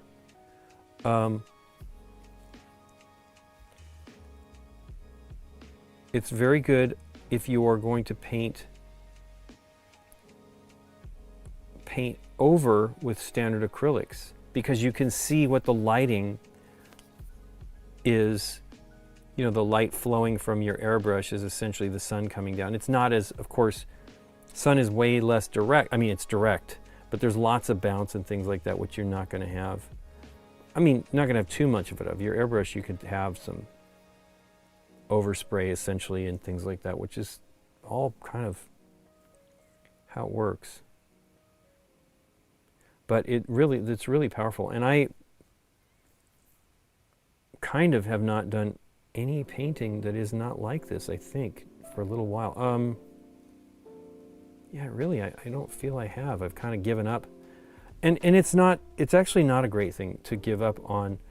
For me, I feel like these are kind of an evolution situation for these paints, where you're going to get better and then apply some of those techniques, with standard acrylics that you develop. I mean, they're different, but not entirely different.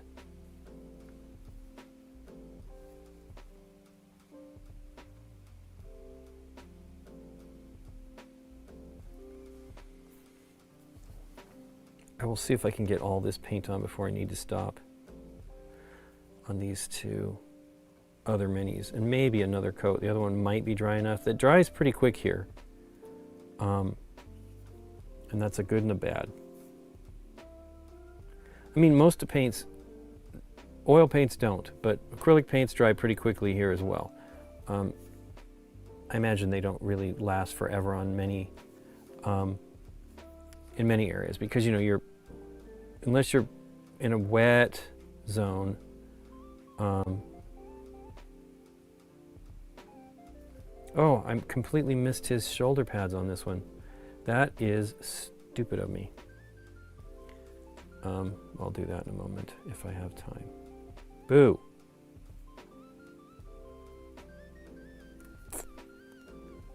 Was all proud of, I'm like, wow, I did that quickly. Well, you completely missed an entire element. Ooh, too much paint.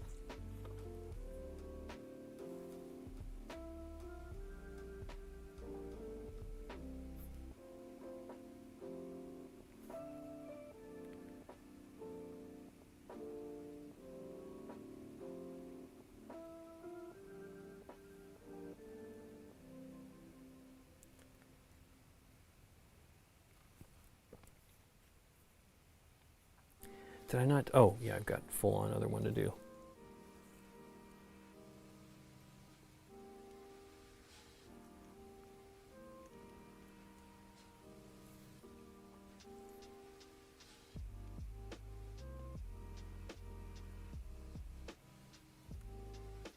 Yipes.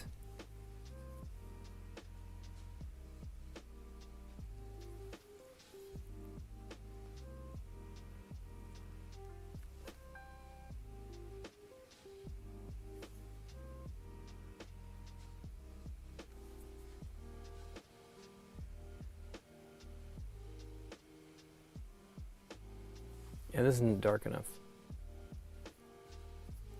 Eh.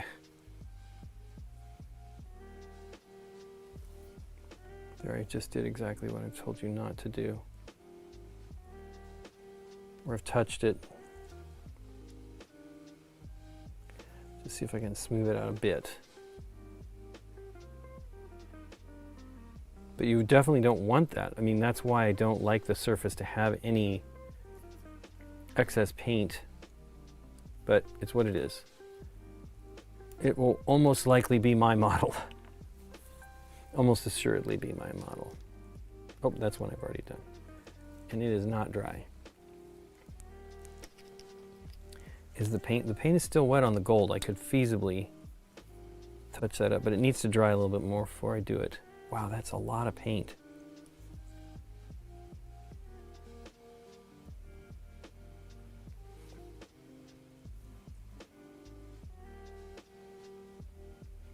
So this is an instance where you might want to use a larger brush with more of a belly where I'm reaching into my palette a little bit here.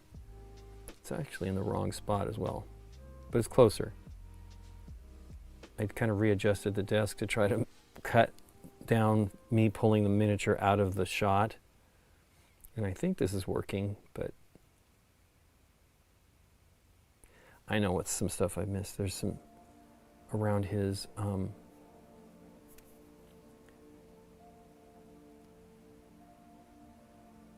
shirt. It is green.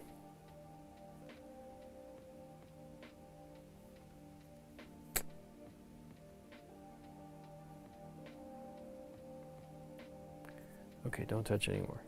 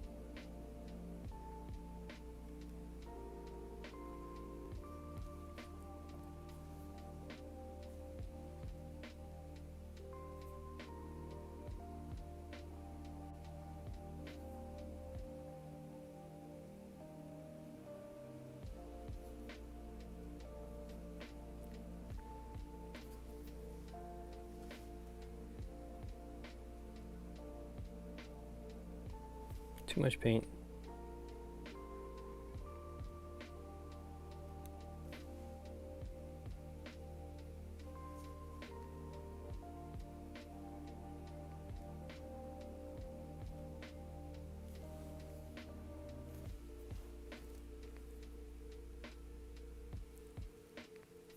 So what I'm doing here is putting it on a towel, the brush on a towel to pull out some of the moisture so that now I'm got a little bit more than I want here, but it was just too much paint to deal with. And you don't want it to dry. You don't want it to dry with the pools if you can help it. That is not what the paints do best. So you can see where I touched that, where I touched that silver and I touched it up with the paint, it didn't really do it.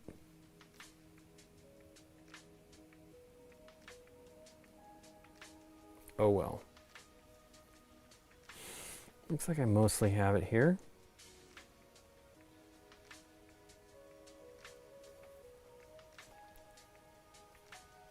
It looks like I might have been doing it. I did that one without thinking about it. I did that one.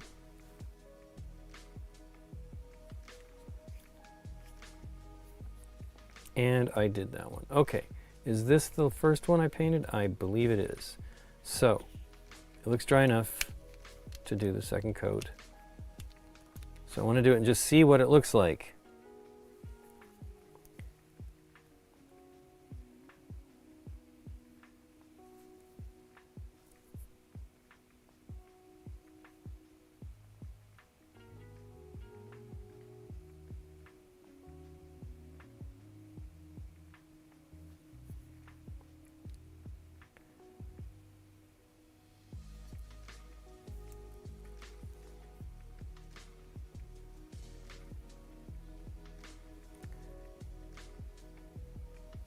That looks pretty good.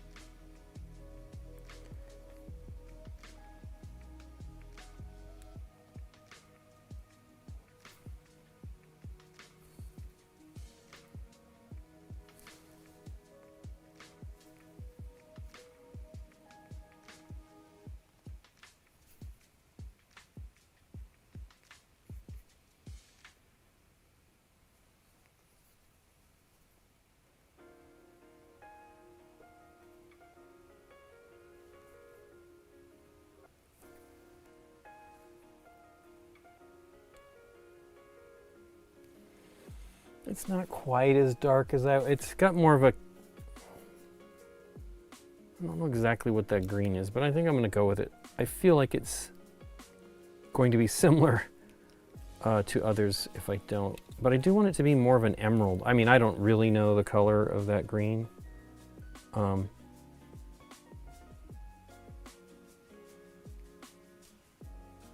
you can do another color. I can actually do a shade over it, which is used to be inks. I'm almost out of this paint. I can mix some more.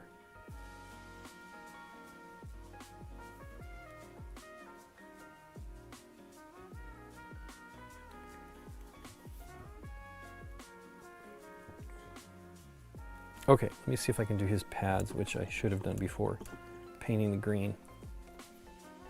Still wet.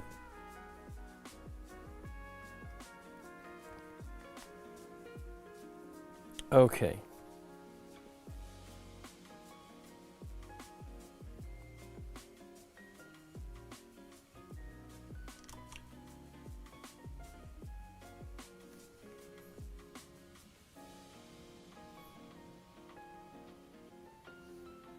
Ugh.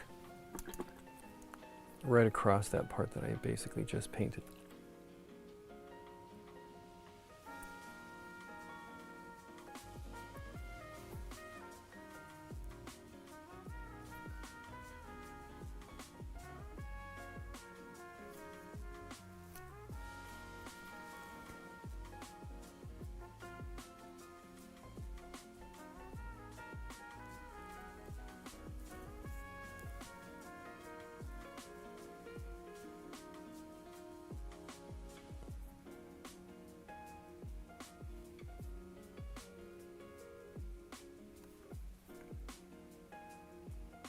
One thing they were doing, that Jason was doing on his stream, where he was doing the, I believe, he was actually using water and the medium to then glaze kind of the gold, or the silver, whatever he was doing. I have to say, I kind of agree. You sort of want the body of the, I mean, that's what you're doing when you use, boy, he's very light green. I'm going to let that dry. Let me look at the first one here that was, it's better. It is kind of like a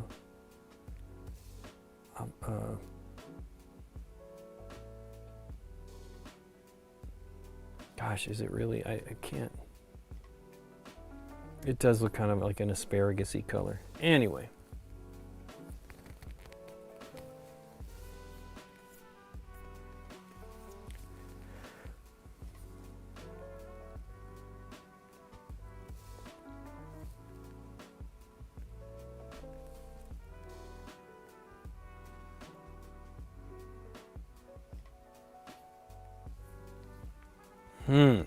Well, what is some of the greens that I have that are...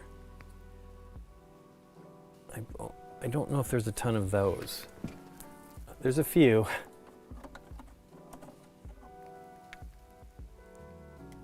Yeah, I mean, these are it. Really. Beal tan. That might give me the color I want.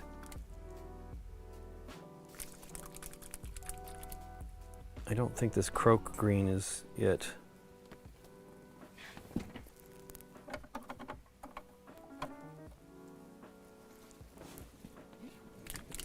This is sort of looking like one of my favorite colors, which is funny because I think it's more of an olive drab than when it goes on. This is the Plague Bearer, which I really like. I used it on, do I have one here? I do. I used it on this one, and I'm kind of getting the same result. It's not as bright. But that one's a pretty good one too. But it's not green enough for what I'm doing here. Just shake this up. I must have put a mixing ball in here too.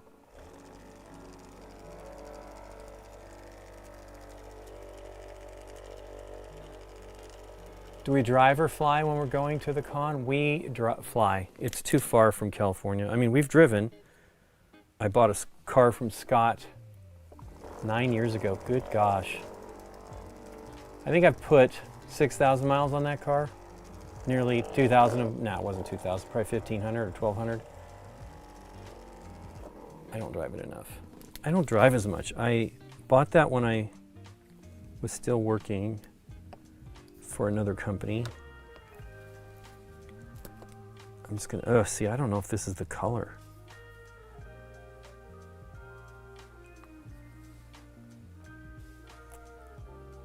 It's still wet. And I can see here that it's...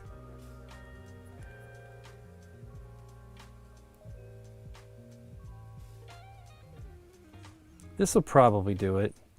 I'm not gonna, I don't mind it being on the bottom of that, but let's see what it would do if I did his shirt. Is this the one we did fully? No, this is that one. Let's do that one, because I'm out of paint on the one color.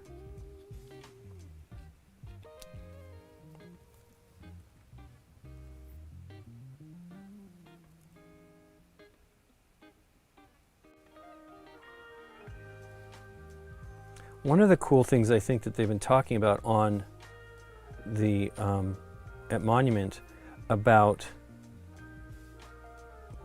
they're not doing that many colors initially, and they're really encouraging you to use your existing Monument paints to do the to do other colors and to mix, which is amazing because, you know, mixing is a mixed bag. It's challenging. Because of some of the other things in a color, single pigment allows you to mix and get expected results. With the with sometimes the multiple colored pigments or white pigment, you end up getting results that you're not what you're not hoping for. And that's a little challenging.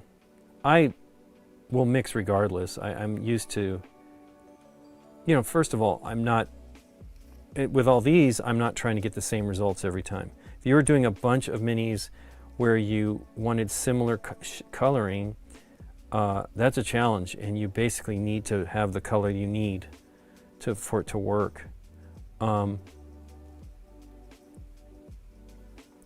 I really don't want to touch that. It's very wet there, but I'm going to see what it does.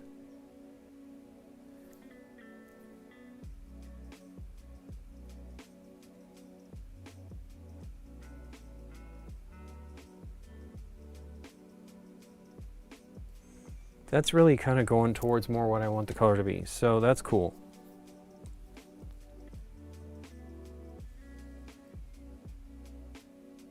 It's still, I mean, this is a shade and it's a pre-mixed one, so that's probably exactly what I'm talking about, where people want to try to get expected results, consistent expected results. But that's cool. That'll be it.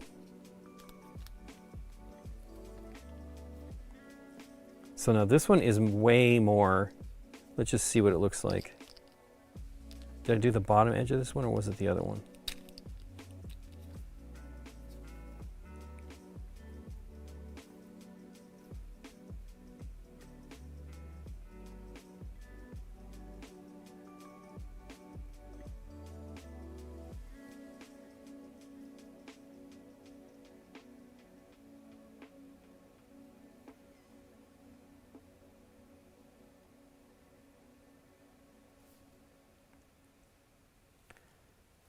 Yeah, this is probably needs another coat of the other color before I...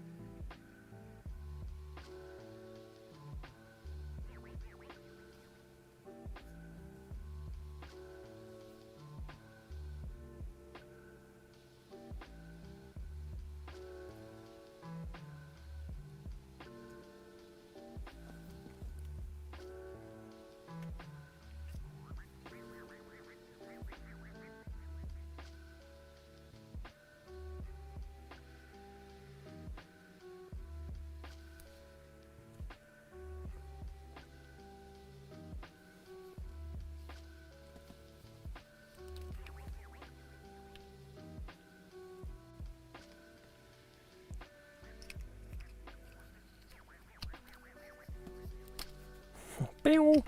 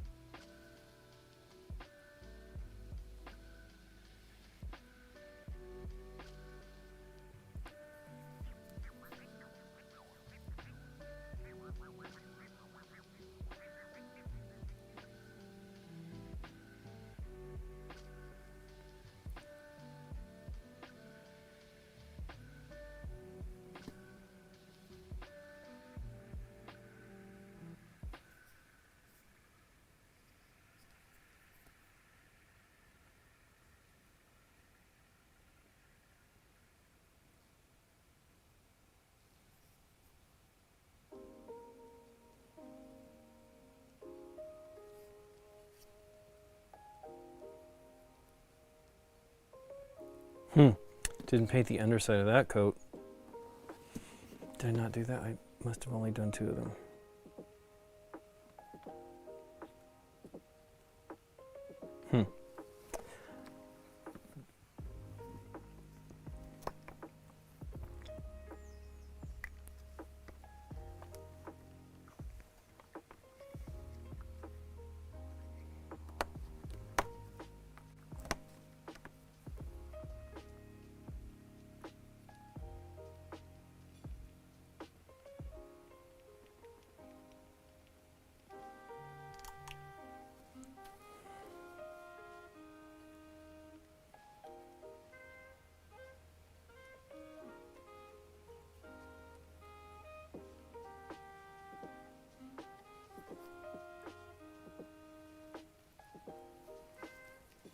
That helps.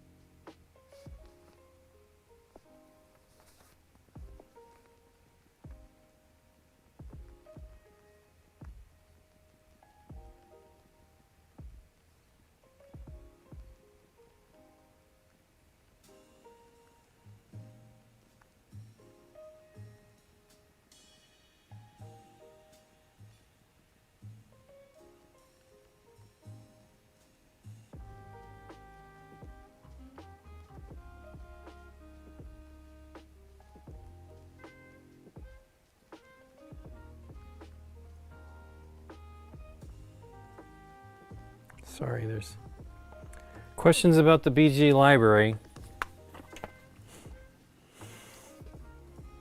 We are looking to get games for the con. We all, you know, it's a constant thing we try to do.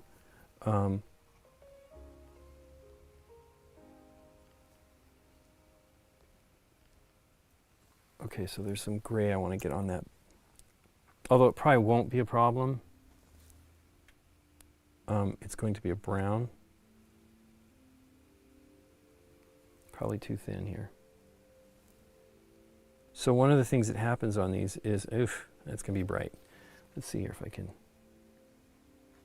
thin it up a little bit, or darken it up a little bit.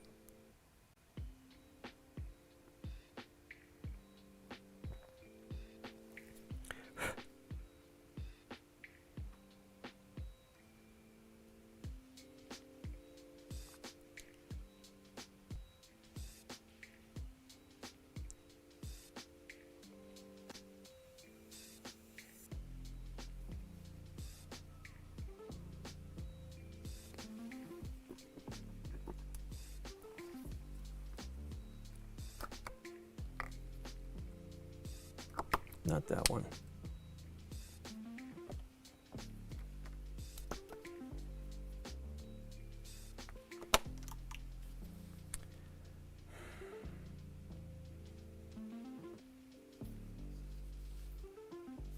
Okay, well, cool. They're mostly dry. I think we can lay them on their backs. Not quite dark enough on a couple of these, but I'll work on that. I do believe the finish of these shades are different than the paints, which is a little unfortunate.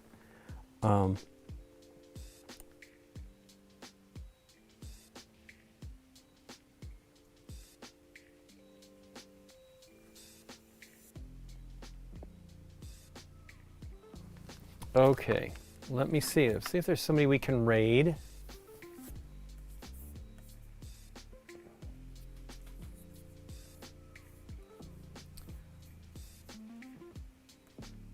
Oops, I just was in that window. The music is now in a browser window, and I use that browser to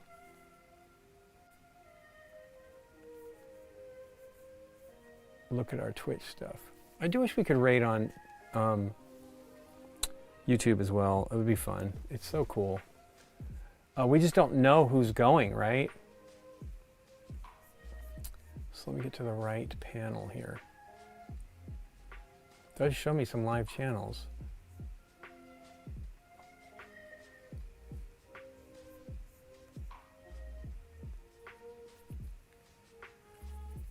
Our internet does, I shouldn't jinx us, but it does seem to be better. We've been having issues with our internet. You know, they claim it's not. Hey, Rado. We're already, it's probably already on the front page. So Rado's not going to be able to respond. Ooh, Moon Colony Bloodbath. Somebody's playing, that's French though, I think, or Portuguese. I think it's French. I just don't think jus is spelled that way, but what do I know? Somebody doing clay.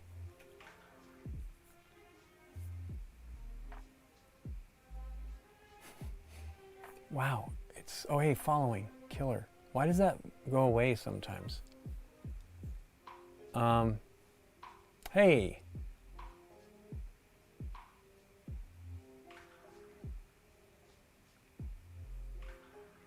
Let's raid Losapalooza, Dave. Say hello for me. I don't. It's too difficult for me to do it. He's playing. Is he playing a video game? Board games in the back, on the back seat. I have no idea. Let's go see how that is. Okay, everybody. Say hello for me if you want to join in on that. Click on through, and we won't be back for a little over, almost 2 weeks. We probably won't stream for more than for a little over 2 weeks. So hopefully we'll see you guys. I'll probably be doing a paint stream on that Thursday. But you guys take care and have a great one. Thanks for joining me. Sorry for all the headaches. I guess I should switch over here. There we go. Thanks for everything. Wow, I guess not. I guess not.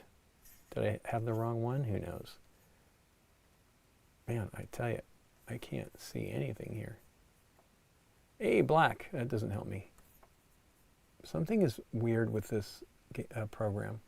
What is happening is I lose the scroll bar.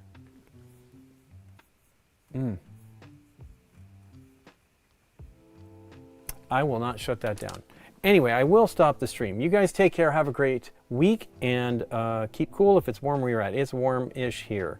Bye, everybody.